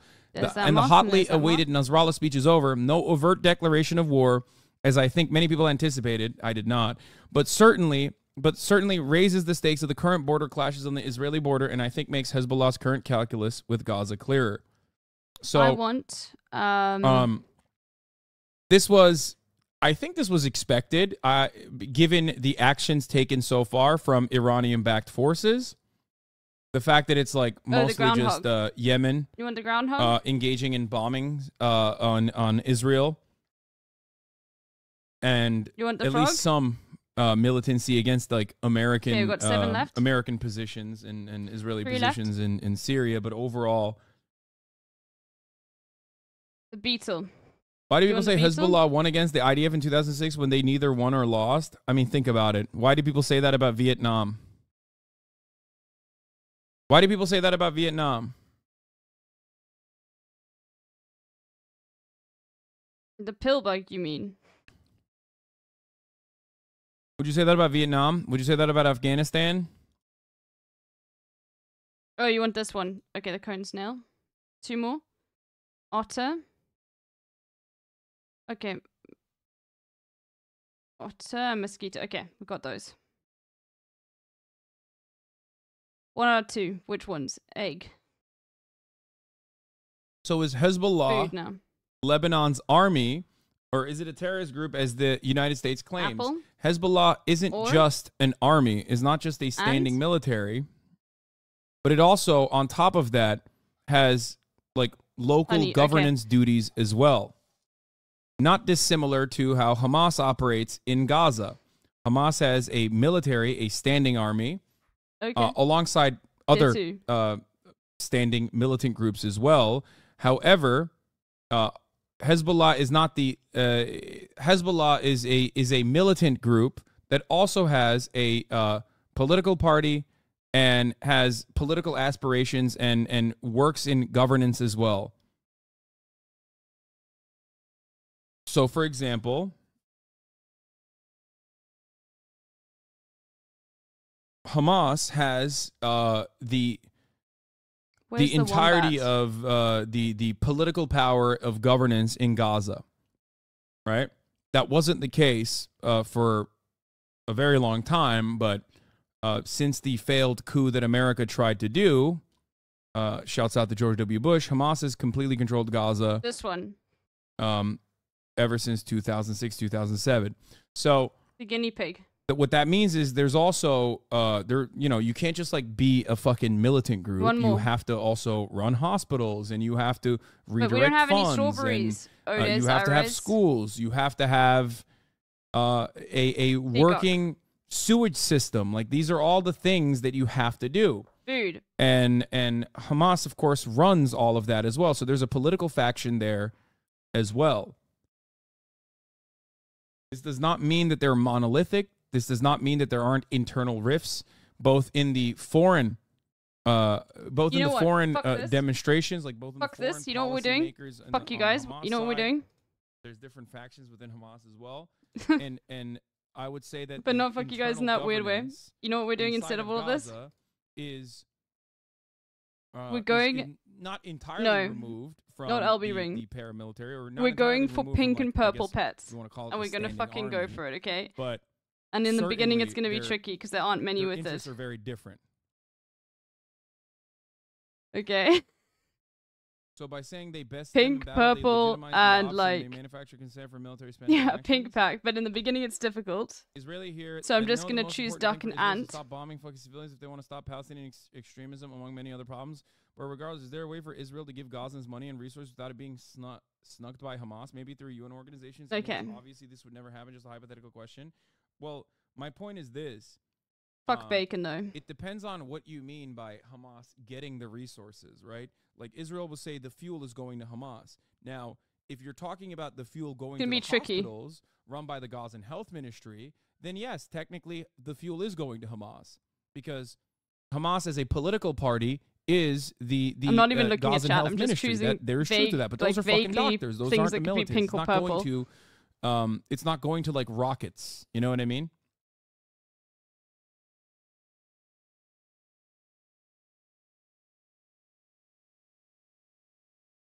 So no matter what you do, Yak does have a because this is the environment that Israel has created, it's one that Israel also personally understands is one that they have to like work around. It's really strange because like in times of siege, Israel will go, everyone's a Hamas target, everyone's a viable target. That's why we have to kill every single person. But in times when there's no siege and there's just simply an occupation, of course they work with like the politicians to a certain degree, knowing full well that some of those funds will end up in the hands of militant groups as well. I know it's not this still benefits the political calculus that Netanyahu is engaged in up until October 7th, when Israel paid a very brown, but it could be a dark vicious purple price for said political calculation. That political calculation turned into a miscalculation. Okay, maybe this is a bad idea. That this endless cycle of like ritualistically humiliating and effectively neutering the collaborative entity that represents Palestinians by showing Palestinians, if you collaborate with us, you are the Palestinian Authority. We are going to do nothing for you. We're going to keep killing you. We're going to keep fucking you over. We're going to keep taking more of your land. We're going to steal it. Dude. And there's nothing you can do about it, and there's nothing the Palestinian Authority can do about it. Pushing people into the violent emancipatory side, understanding that, okay, well, there's no other option here. Okay, there's no other option. We're trying to fucking collaborate, even though you're spitting in our fucking face and killing us. And reset I guess like there's no way to retaliate. So Hamas's goals overall on October 7th, and it's not just Hamas as well. This was militant factions across the board. Their goal overall was to basically say, at least pink, my purple, assessment on the situation was that we're done. There's no more Western support. It doesn't work for the food, though. There's no more fucking possible support from anybody else. Israel has to understand that there is a price to pay for the endless occupation and the endless brutality that Palestinians are subjected to in the West Bank.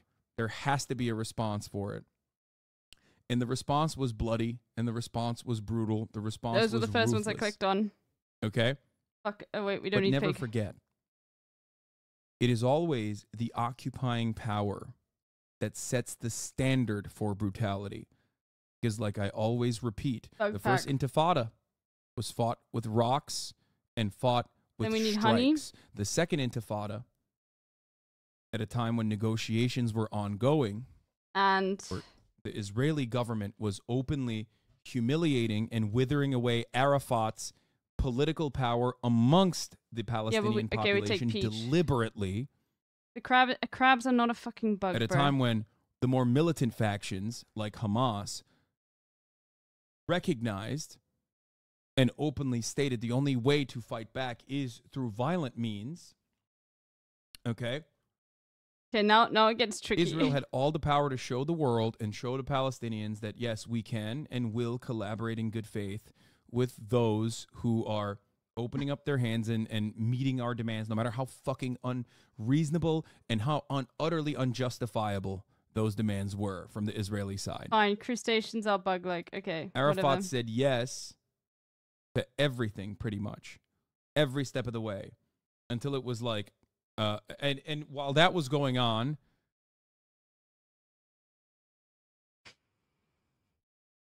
Hamas clearly had different opinions on the matter. For example, Hamas even sided with the Syrian opposition in 2012, which led to a falling out with Iran and Hezbollah for a time. Important to understand Nasrallah and Hezbollah's position in the Sunni world, which is overly very negative.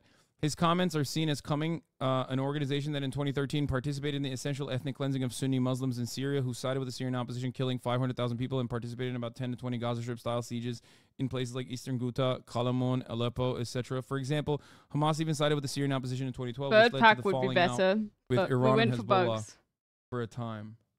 Wait. Should we redo it and do bird pack chat? This is really tricky.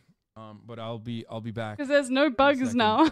We'll watch this across for now, Lebanon today. Massive screens were set up for public viewing. Many would have watched that speech there. Let's go to southern Lebanon to join our Middle East correspondent Hugo Bechega. Hugo, I'm not sure whether you've had a chance. Before I do that, also here's to speak to people in Lebanon what they made of this widely anticipated speech by Hassan Nasrallah, and the general assessment seems to be he didn't go as far as many feared he would.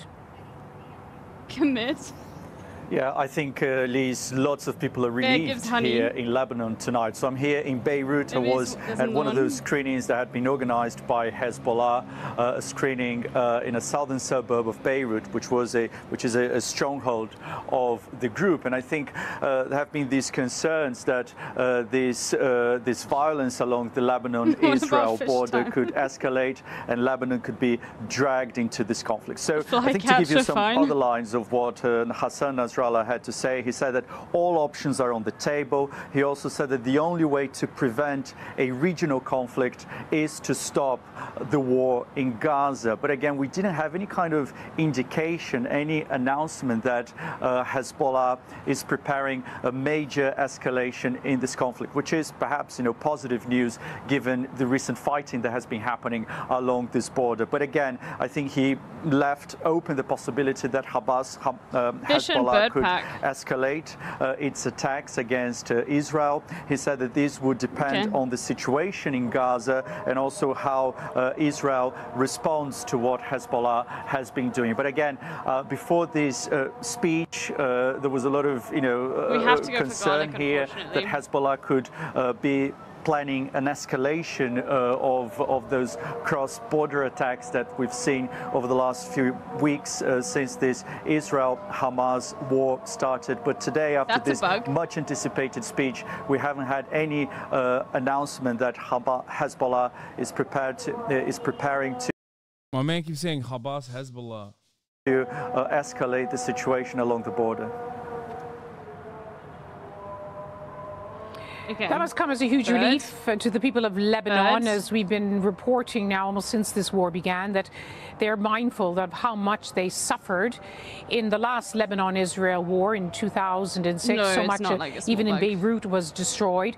And Hezbollah did suffer enormously too, even though Hassan Nasrallah mocked the United States and said, you're saying you're going to destroy Hamas, not what you said in 2000. I don't know, ask your mom. The journalists who are in Gaza Fear is a mammal bug, bro. They're justifying killing them. Yeah, I know. I saw this. You guys are just lying now. Covered this, which I think is fucking. There's also a 3-minute ad break. Ridiculous, like completely ridiculous. It is a fucking way to try and justify. I think.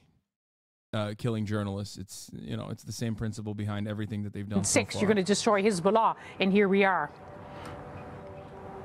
Exactly, and over the last few weeks, I've spent a lot of time, traveling along the border, visiting some villages, some of those villages that have been hit by those Israeli strikes in response to those Hezbollah attacks. So lots of people still remember the devastation brought by the 2006 war. But Lise, I think, we've got to say that Hezbollah is now a much stronger force than it was in 2006. It has an estimated 150,000 rockets, including precision-guided missiles that can strike deep inside Israeli territory. It also has tens of thousands of fighters, many of them who fought in the civil war in Syria. So it is considered by Israel a much more formidable force than Hamas. So that's why I think there have been these concerns from the Israelis, from Hamas did work with the Syrian opposition against Bashar, who was an ally to Hezbollah and Iran. There was a falling out.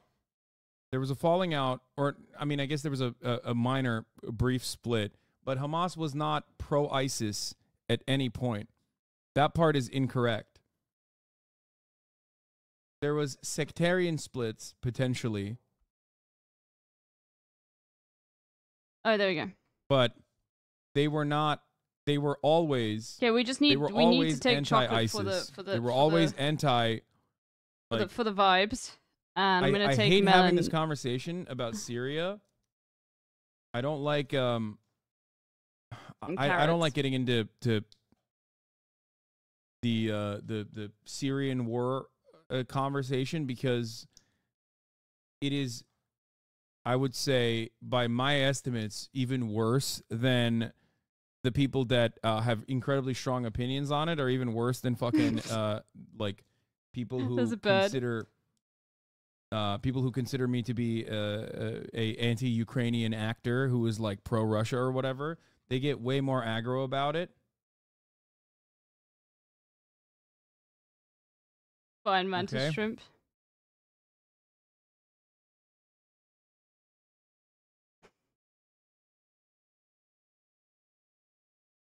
Dragon is honorary bug. Okay. There was a brief split between Hezbollah and Hamas on religious issues, but Hamas never birds. They very quickly changed their position. I mean, dinosaurs are technically birds. There was no.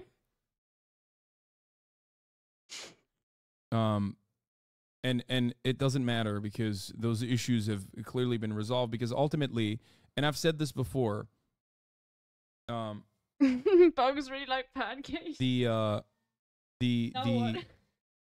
sectarian differences have almost never been an issue, other than minor exceptions, brief interruptions. Because the ultimate goal for Iran has never been pancakes. Yeah, it's not just because we really like pancakes. I don't think they have an honest interest in the emancipation of Palestinians.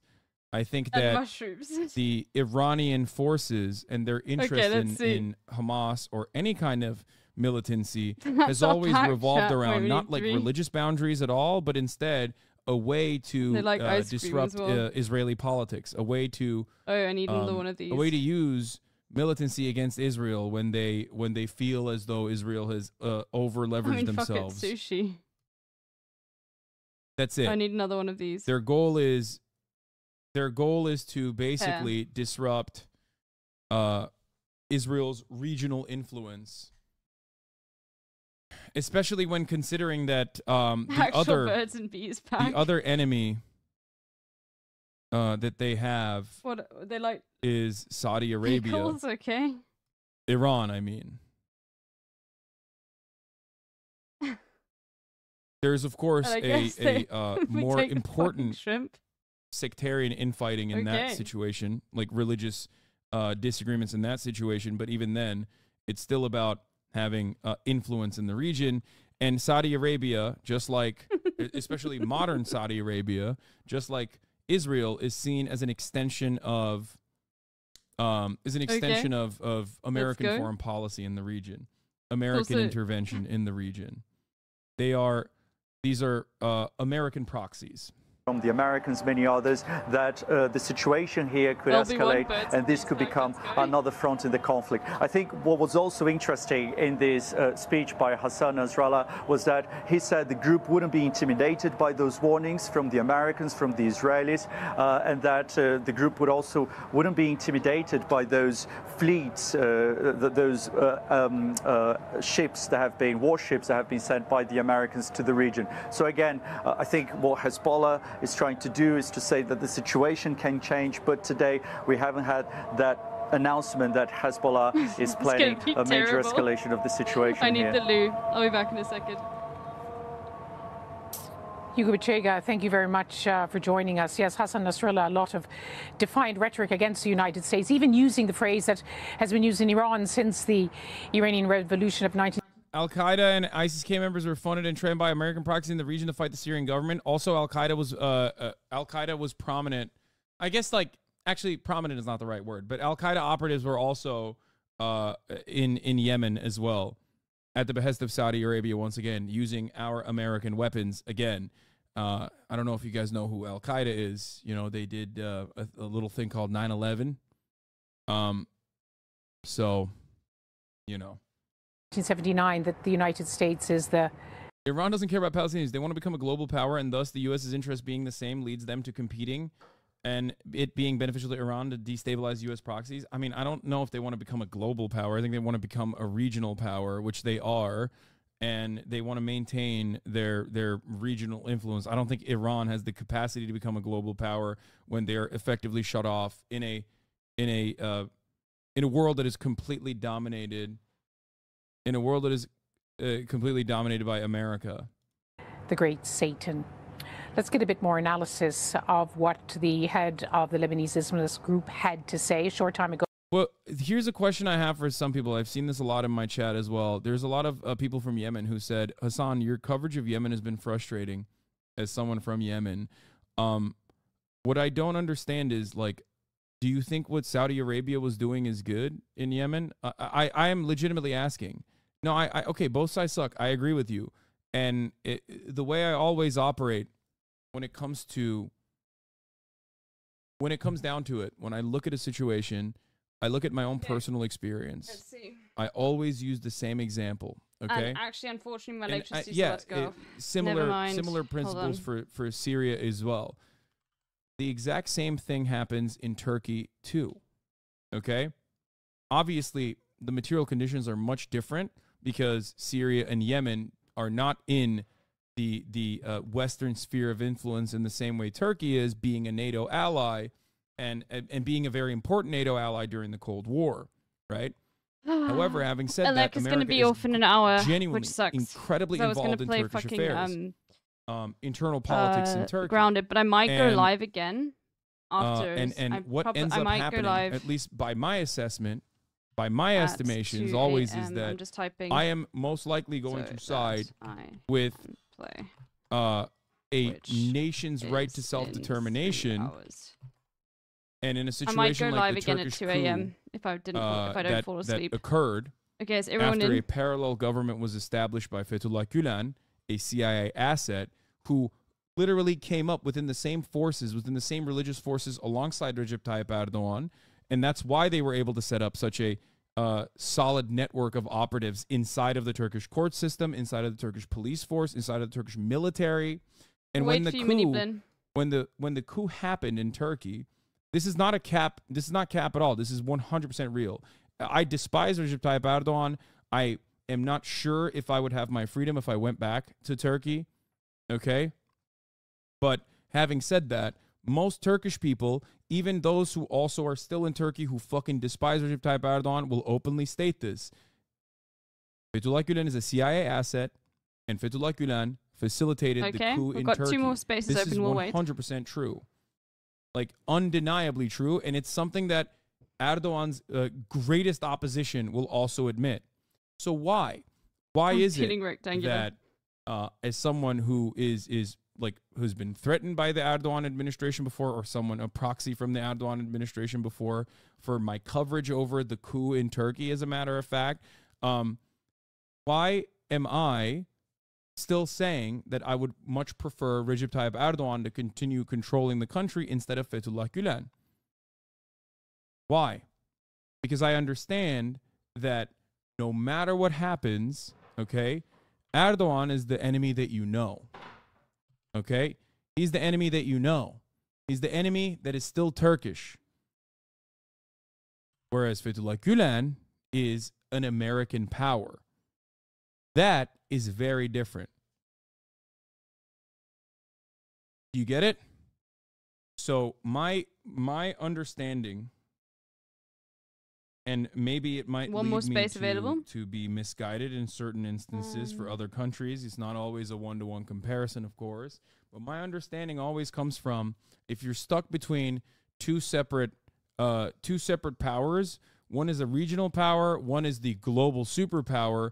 The global superpower that is funding and facilitating the other regional power, Saudi Arabia in this circumstance, is almost always going to be worse than the militant faction that has been funded by the regional power on the other hand.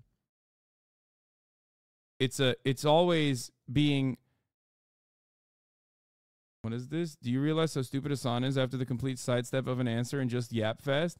It's funny that you say that, but the dude from Yemen says he's nuanced and correct, and you're an idiot.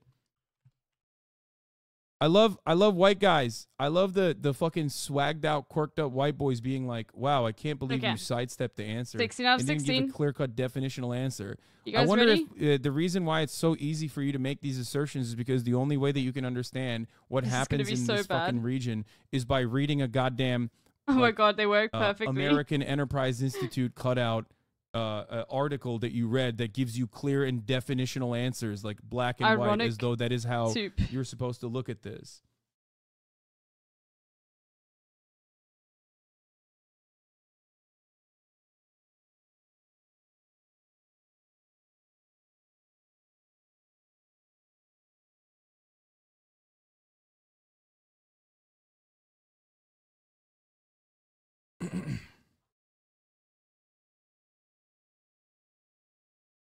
I'm Iranian. I fucking hate the IRGC. I also don't want the Pahlavis in power, and I don't want U.S. involvement in the country.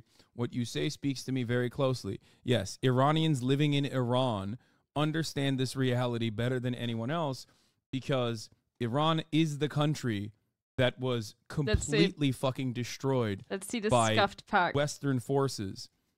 Like the Iran that you know of today... The Iran that you know of today is directly an invention of American intervention. Completely. In many respects, it's like it's America's involvement in Iran. In the most reductive terms, is very similar to Israel's involvement with I'm diaspora, but yes, lots of diaspora is fucking insane. Oh yeah, well, I thought you were actually still in Iran because of your takes. Most people that I hear from Iranian diaspora are like, we need to glass Iran immediately.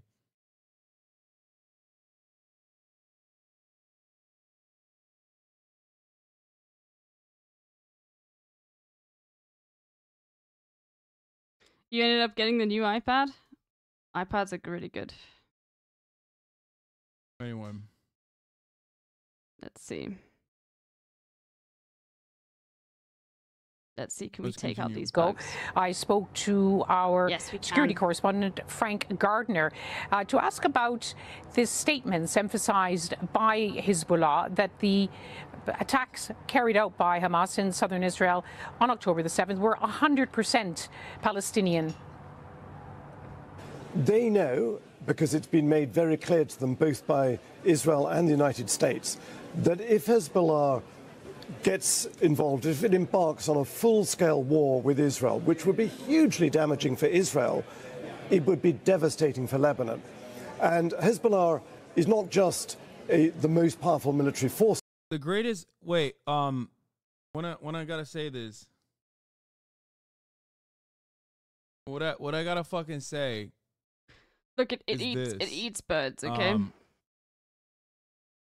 If you want these countries to have autonomy, if you want them to fucking fight for democracy, a secular democracy, you got to let them be. Because opportunist reactionary forces will always seize control because they are the most violent ones oftentimes, and they will always seize control, and they are the most aggressive anti-Western movements in said countries. Taliban is another example of this too. It's just, it has happened, I guess by accident, in every fucking Muslim country that America has involved itself in. Even if they're Muslim Shia, Muslim Sunni, doesn't fucking matter.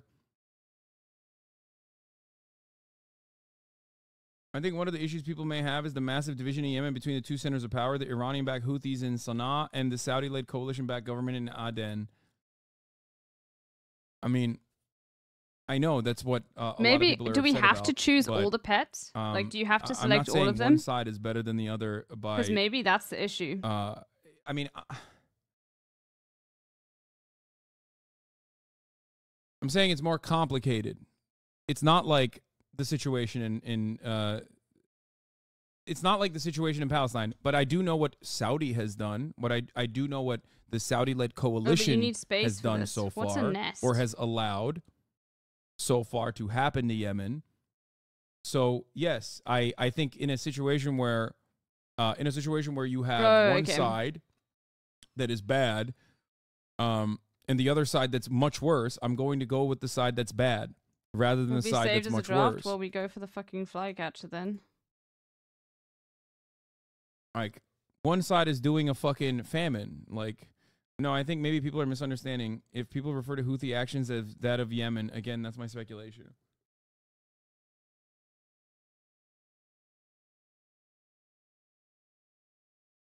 You can't both sides this again? No, I'm openly stating that one side is an American proxy that has instituted a blockade that literally created a genocide. This is not my statement on the matter. This is the assessment of international human rights organizations. And in a situation where you have the American proxy doing genocide to an entire population over their interest in who gets to control the who gets to control the fucking government and who gets to control the people, this is fun. Then yeah, I'm gonna side with the people that didn't do that, the people that fought against that, regardless of who's backing them. And and I'm rolling everyone. I love it. That's the reason why I say Yemen instead of specifying it as the Houthi regime.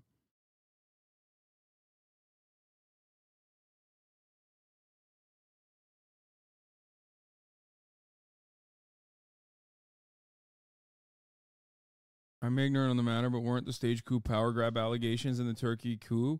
Any insight on the situation? No. There were allegations that it was a stage coup, but it was a real one. Like, people fucking got ruthlessly slaughtered. There were planes that were getting fucking refueled on American military bases. Like, this is a real thing that occurred. Erdogan took advantage of that. America has a long history of facilitating coups, some of which fail and end up with an even more reactionary, or even with a more galvanized, newly galvanized, more fucking reactionary. I have no idea what's going on either. Center of power. This is what happened in Turkey. Turkey changed its entire constitution with a referendum, by the way, like that they democratically voted on. Changing it to a presidential structure rather than the parliamentary one. And that was a consequence of the coup that failed.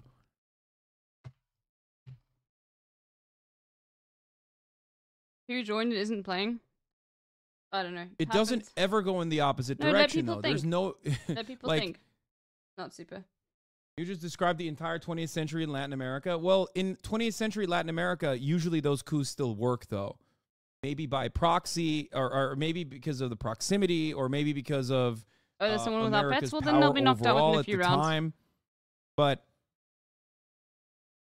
usually those coups do fucking work. You know what I mean? Usually those coups do work.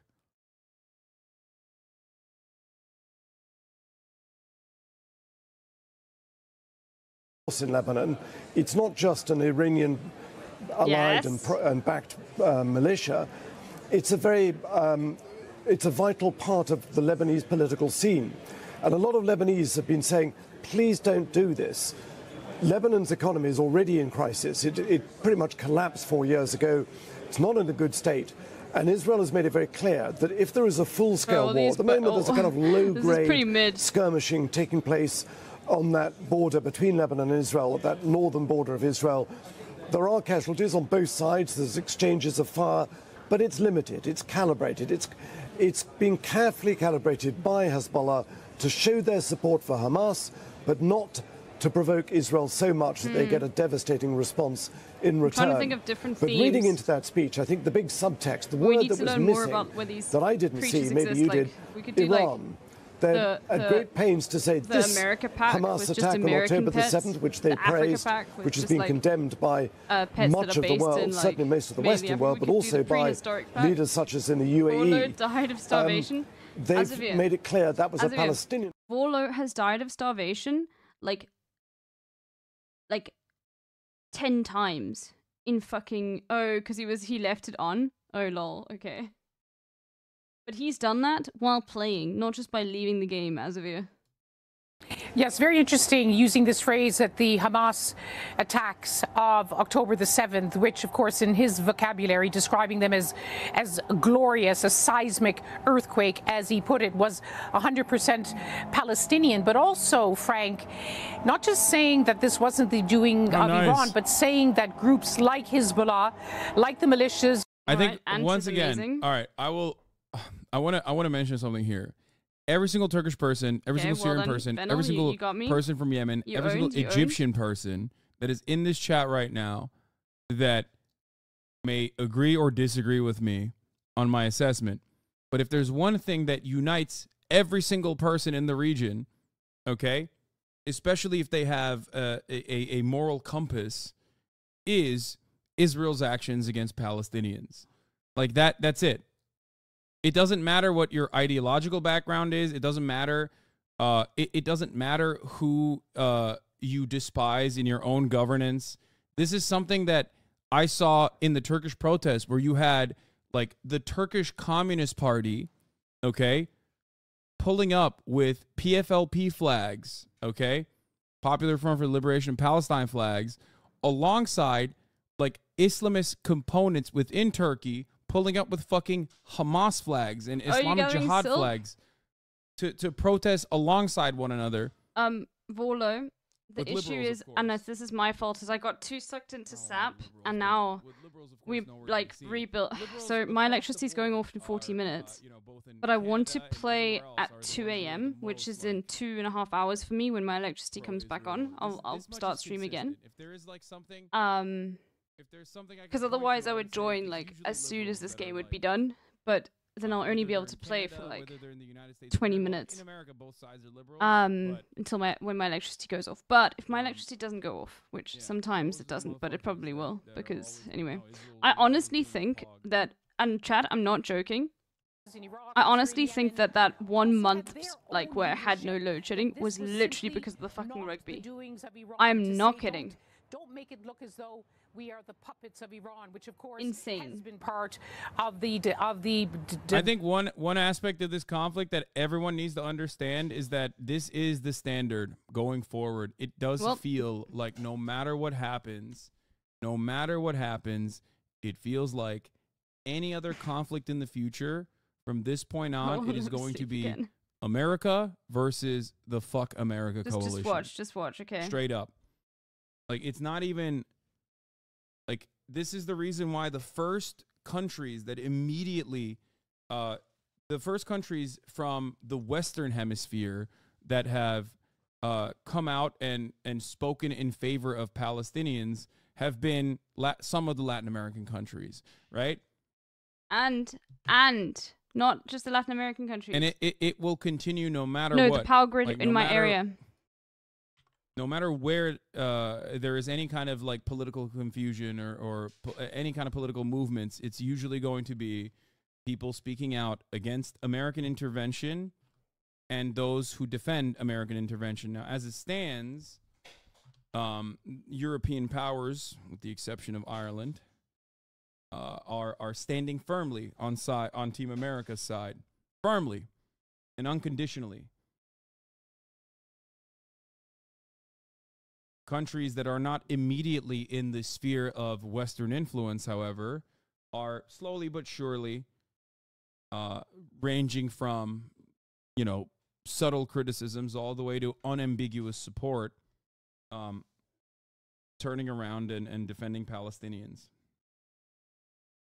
Bro, our president, Cyril Ramaphosa, and I did not expect this because I often find that the South African government will fucking cave to what America wants a lot of the time. And just because America can say, okay, fuck your aid, you know?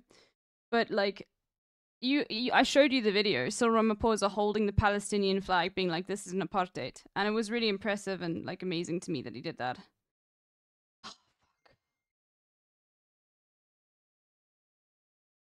Right, anyway. Use the word popular. The actual Arabic word is sha'bi, which means peoples, rather than popular as in beloved. Okay. So the Popular Mobilization Forces is an Iranian-allied militia in Iraq. There's them, there is Hezbollah in Lebanon, there are other groups in Syria, and then of course there's the Houthis in Yemen, who have recently been firing missiles towards Israel. They've all been shot down either by Israeli or US warships. But this is when people talk about regional escalation. There is the fear that various fires could be lit, perhaps fanned and encouraged from Tehran, but hard to actually trace their hand in it directly, that are surrounding Israel. Now, the big fear here is that if Hezbollah, and this is why this speech today was so important, I'm not seeing anything in it that says we're about to go to war. So there's, I think, a little bit of a relief there. But if Hezbollah was to fully join in a war... So essentially what happens with load shedding is it's regional. The government, we don't make enough power to support the entire country. There's not enough electricity for the entire country to run, okay? So what they do is they will tell you, well, there's an app that will tell you when your area is going to get load shedding, which means there's like 2 hours. Or like, for example, like for a long time, it was like up to 6 hours, you know? Anyway, but it's like 2 hour batches of the electricity going off a day. So it sends you a notification an hour before that you're gonna get it, you know? Bay Area all Often out, block the boat, no weapons ahead. to Israel. A yeah, ship I'm getting destined for Israel is docked on the port of Oakland. Happening now, a U.S. military vessel destined to take military equipment to Israel, currently at the port of Oakland. Community is currently protesting. We call on everyone to come out to the port and say enough is enough. No more U.S. weapons to Israel for genocide. I saw this. It's pretty fucking fire. It's pretty pog, I'll admit. It's very cool to see this. Very cool to see this happening. Here it is. There it is. This is the video.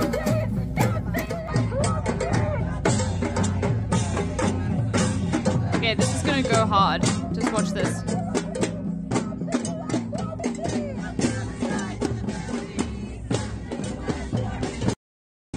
I just need a fucking... This is some actual wild shit. I'm not gonna lie. Ships later to carry military supplies that Israel has been occupied by the picketers and is effectively shut down as of 30 minutes ago.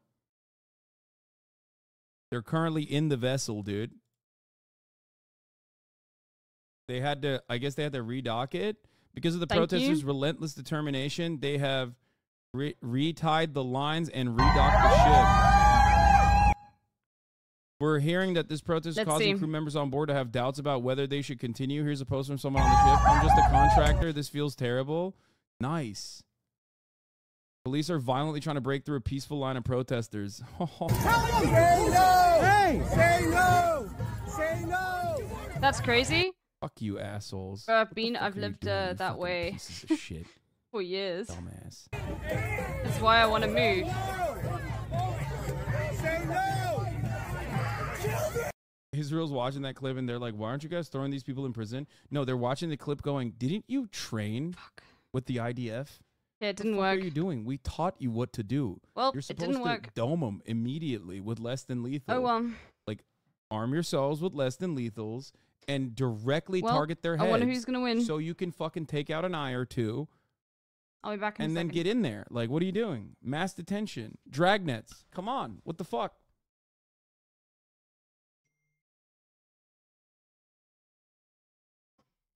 Report food supplies have run out in many places in Gaza from Levant Kemal.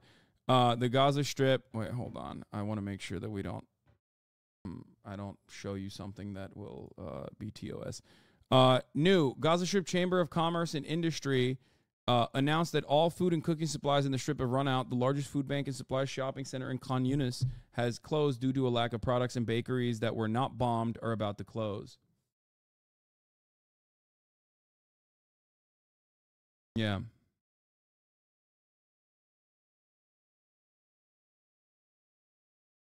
Yeah. Yeah, the video underneath is a very grim video that I don't want to show you because it's not censored, but it's a lot of dead bodies piled up on the streets as like a biker bikes by and shows all of these all these dead people on the street.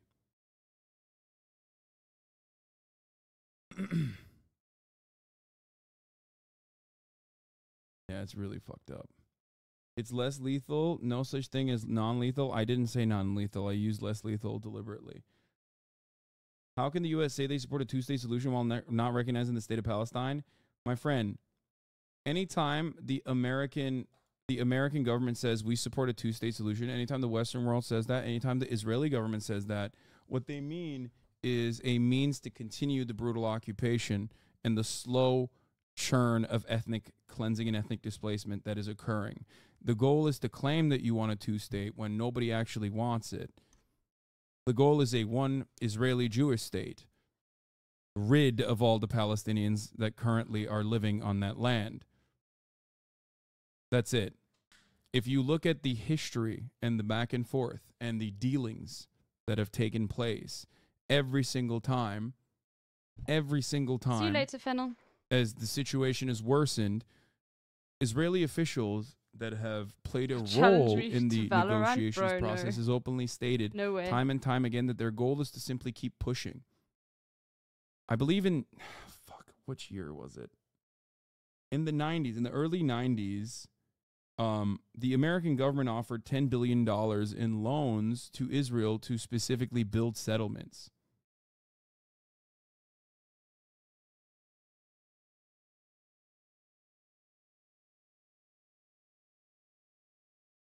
This was one of the last times I would say that the American government was actually legitimately critical of what Israel was doing,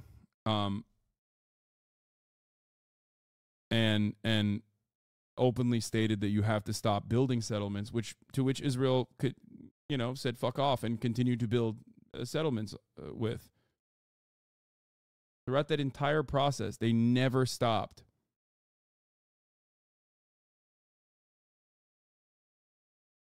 And the goal always was to just utilize the possible two-state solution and the idea that like there will be a Palestinian nation state maybe later down the line somehow, somewhere, in an effort to continue blocking and pushing, effectively neutering the Palestinian resistance movement, the Palestinian organizations that were desperate for international recognition that finally got it. Were effectively humiliated, deliberately humiliated, as a matter of fact. And in that entire negotiations process, they kept building settlements. They kept refusing to comply with the very reasonable demands that the Palestinians were making. Corridor and realistic gun. Valorant like Playhouse. Valorant player run time from again, CSGO Fear of Dark World and Realism. Openly conceded, both behind closed doors and openly, at least according to the written record on the matter, conceded to the unreasonable demands that Israel kept making with no genuine interest in actually following through on those demands anyway.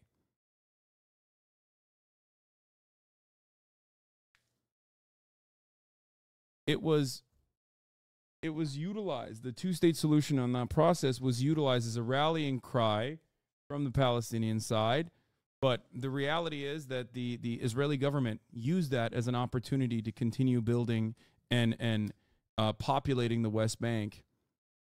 They never even offered contiguity in the West Bank. They never they saw they saw the idea of like not having Israeli troops on the Jordanian border to be a impossibility. Like they were like, nope, it's not happening.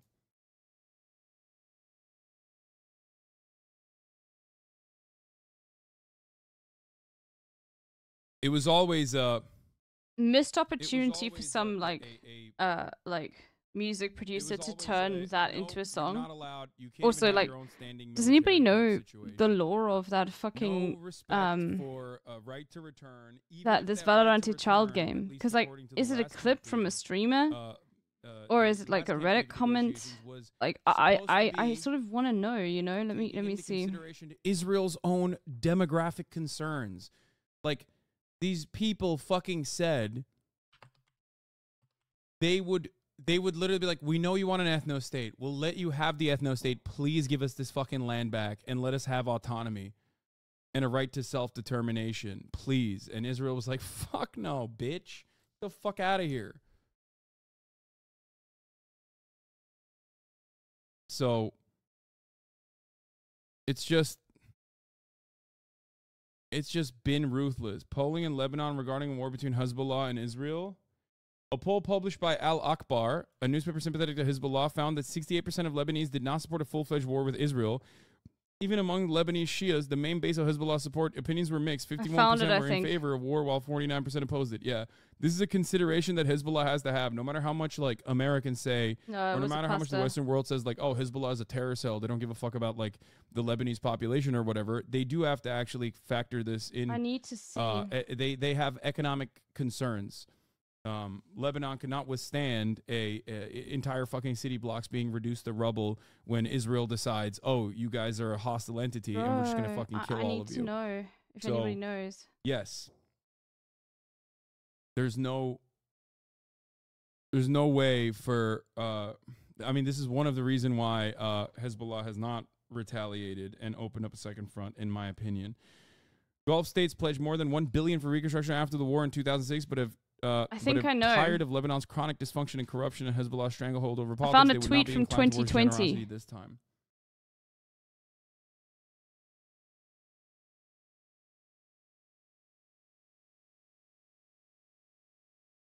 Yeah, they do participate in the Lebanese political system and part of the coalition. Barnaby Rain has stopped responding. I think he's like under a lot of scrutiny right now, so I'm holding off on that. But I will be having Noah Colwyn on, like I said, in a little bit, as a matter of fact. So, bro, Anthony Blinken landing in Israel overnight to push for humanitarian pauses in the fighting. It's not. Do you personally think the two-state solution based on the borders in 1967 is the fairest solution? Oh, no, it is. I think of one-state secular solution, one secular state for equal rights and representation for all people with the right to return for Palestinians and reparations given to Palestinians, and with war criminals on either side of the equation getting adequately punished for their crimes. And if you think that I mean like most of the Palestinians I thought I had one from before, but yours was earlier. In some kind of criminal tribunal, you're wrong. I'm talking the Israeli governments of the past and the current one, and members of the IDF as well. I'm perfectly fine with leadership of Hamas also being tried in a similar process as well, for sure.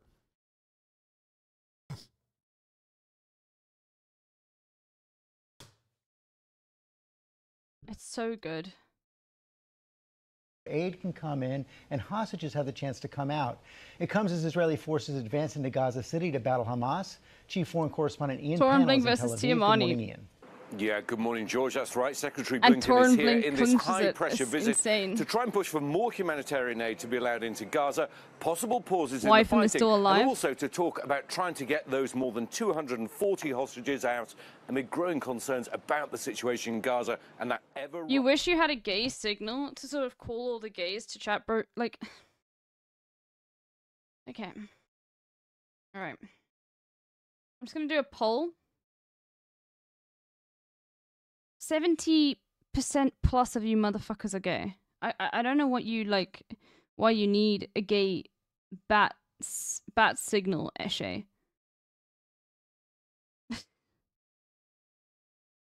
But like,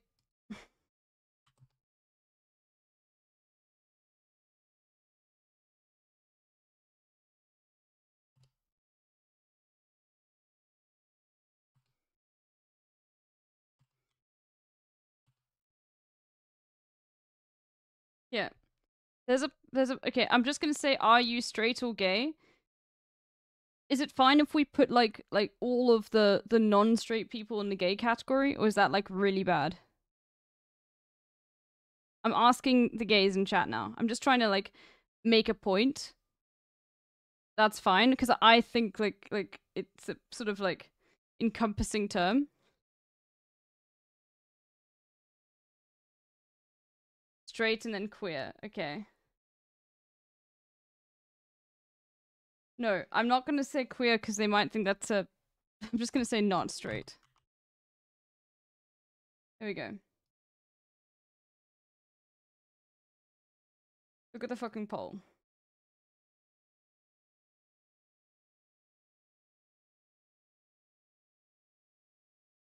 Look at the poll.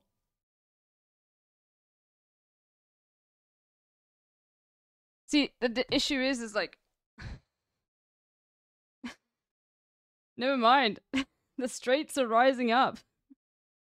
Maybe it's because maybe more straight people vote. Fuck, the straights overtaking. Okay, this makes no sense. This is a fake poll. Oh my god, the straights are winning. Okay, my point proven.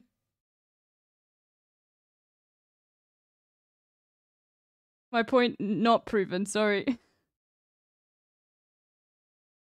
Straight mini plint, you got auto modded for that.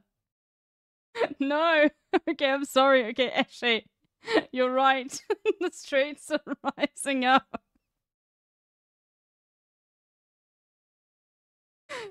Oh no, there's too many straight. Maybe only straight people play SAP.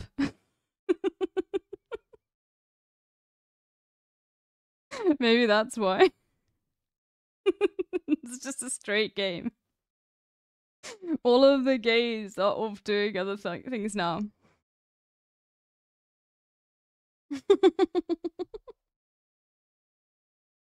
Yeah, okay, you need it. Yeah, I summoned all the straights. Okay, I'm sorry. Alright. Yeah. The straights are a massive majority. Gays only play Marbies.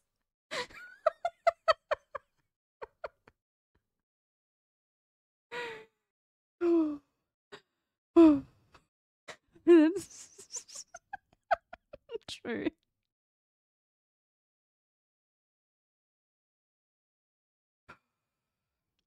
It is a very gay chat.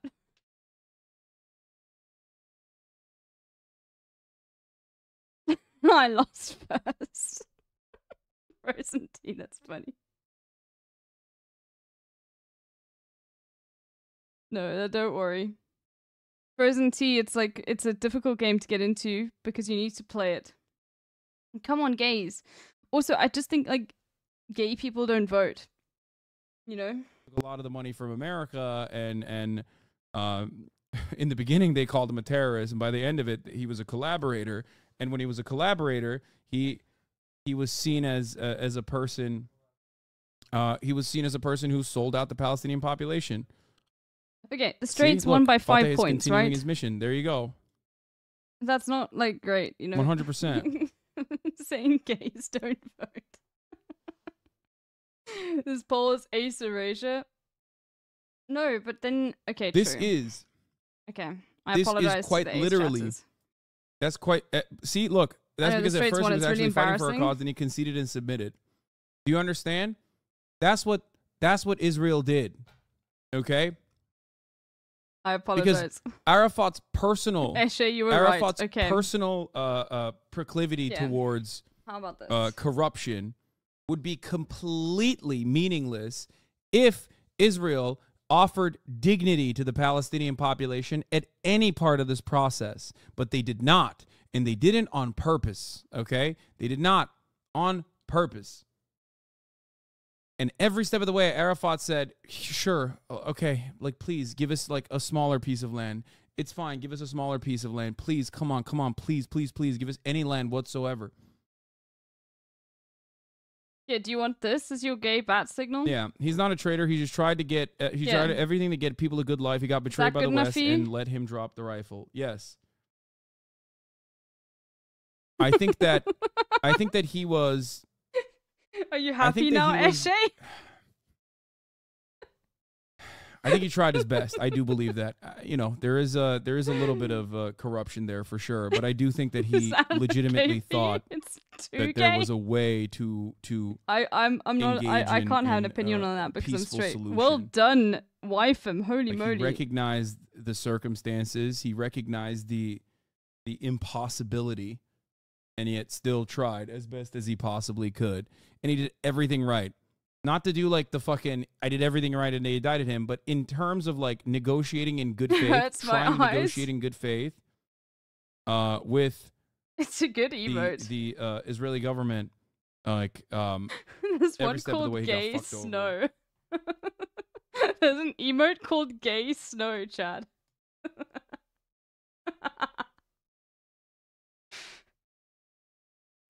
And it wasn't just Netanyahu. No, Arafat didn't know he was dealing with a belligerent accelerationist Netanyahu. It wasn't just Netanyahu. It was a lot of right-wing forces in every kind of negotiation. In every negotiations team, there were still a tremendous number of right-wing forces that had no fucking interest in like pulling out of the settlements anyway. It's not an accident, guys. In 1977, there was like fucking 4,000 settlers in the West Bank, okay? How the fuck do we get to 500,000? You know what? I've got in like the 90s. There was I've got maximum. I think like what by 94, 95 there was like 100,000 or something. How do we get there? End my stream, how do we like? I'm gonna turn Hassan off because I need to. Oh, he's about to what? Noah Colwyn's about to come on as well, so it's good that you guys go over there. Well, I'm gonna send you to Devon, so stay because Devon will probably watch it too. Because my electricity is gonna go off, but I will go live again if I'm awake or if my electricity doesn't go off. Oh, you want the gay? But bro, it's just like a cat. Okay, fine, you can have it. I'll remove the gay, so this gay no. You want the gay? Okay, you can have the gay. It's fine. Look, you've proven to me that the gays need a bat signal. So hold on.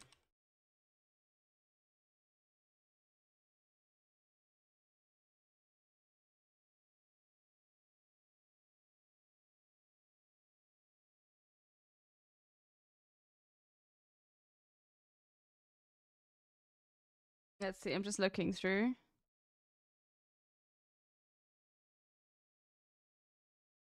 I'm just looking through all of the, like, hold on.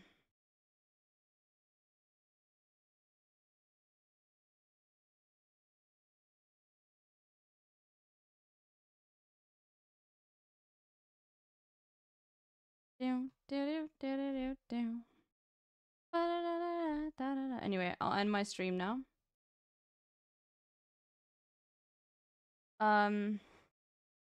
There's a pride bat. Do you want this? Eshe, what about that? Do you want that? I have to. My electricity's going off in 15 minutes. Do you want that? Eshe? My electricity's going off in 15 minutes.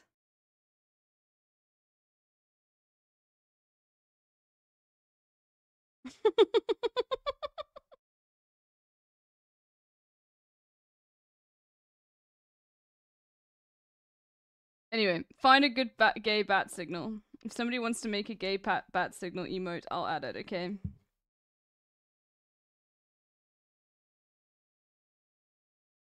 Bat sig.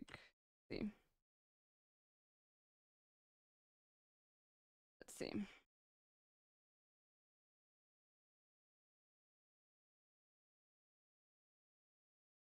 I'm just typing in Batman and I'm looking for a gay emote, but there are no gay ones. Okay, alright. Give me a second. Okay, I will be live again in 2 hours. If I'm awake. To play Grounded, okay? before I go, just let's do some jammies, okay? And it's not the song you're thinking of, so don't worry. I'm not gonna get that song stuck in your head. I don't know. Eshe got clapped by auto mod saying, except for 60s Batman, he is a little gay. Okay. I've never watched any Batman, so hold on. What did I want to play? What's that? Comrade Katie.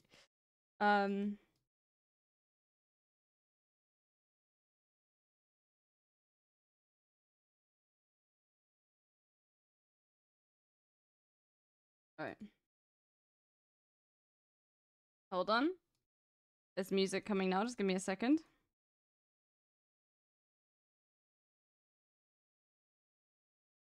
Alright, everyone. Sending you to Devon. Stay for the raid.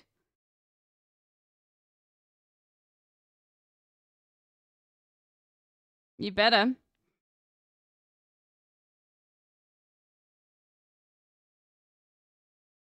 You get points if you stay for the raid, by the way.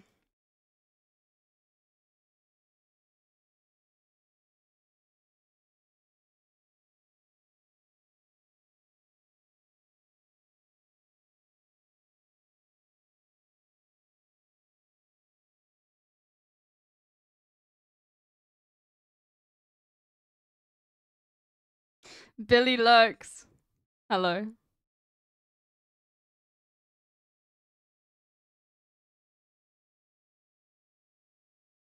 I ain't faking this. Shut up and let me go. Hey!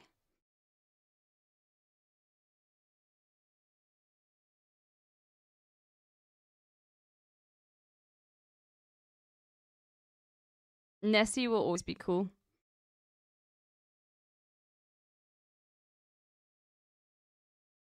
Let me go.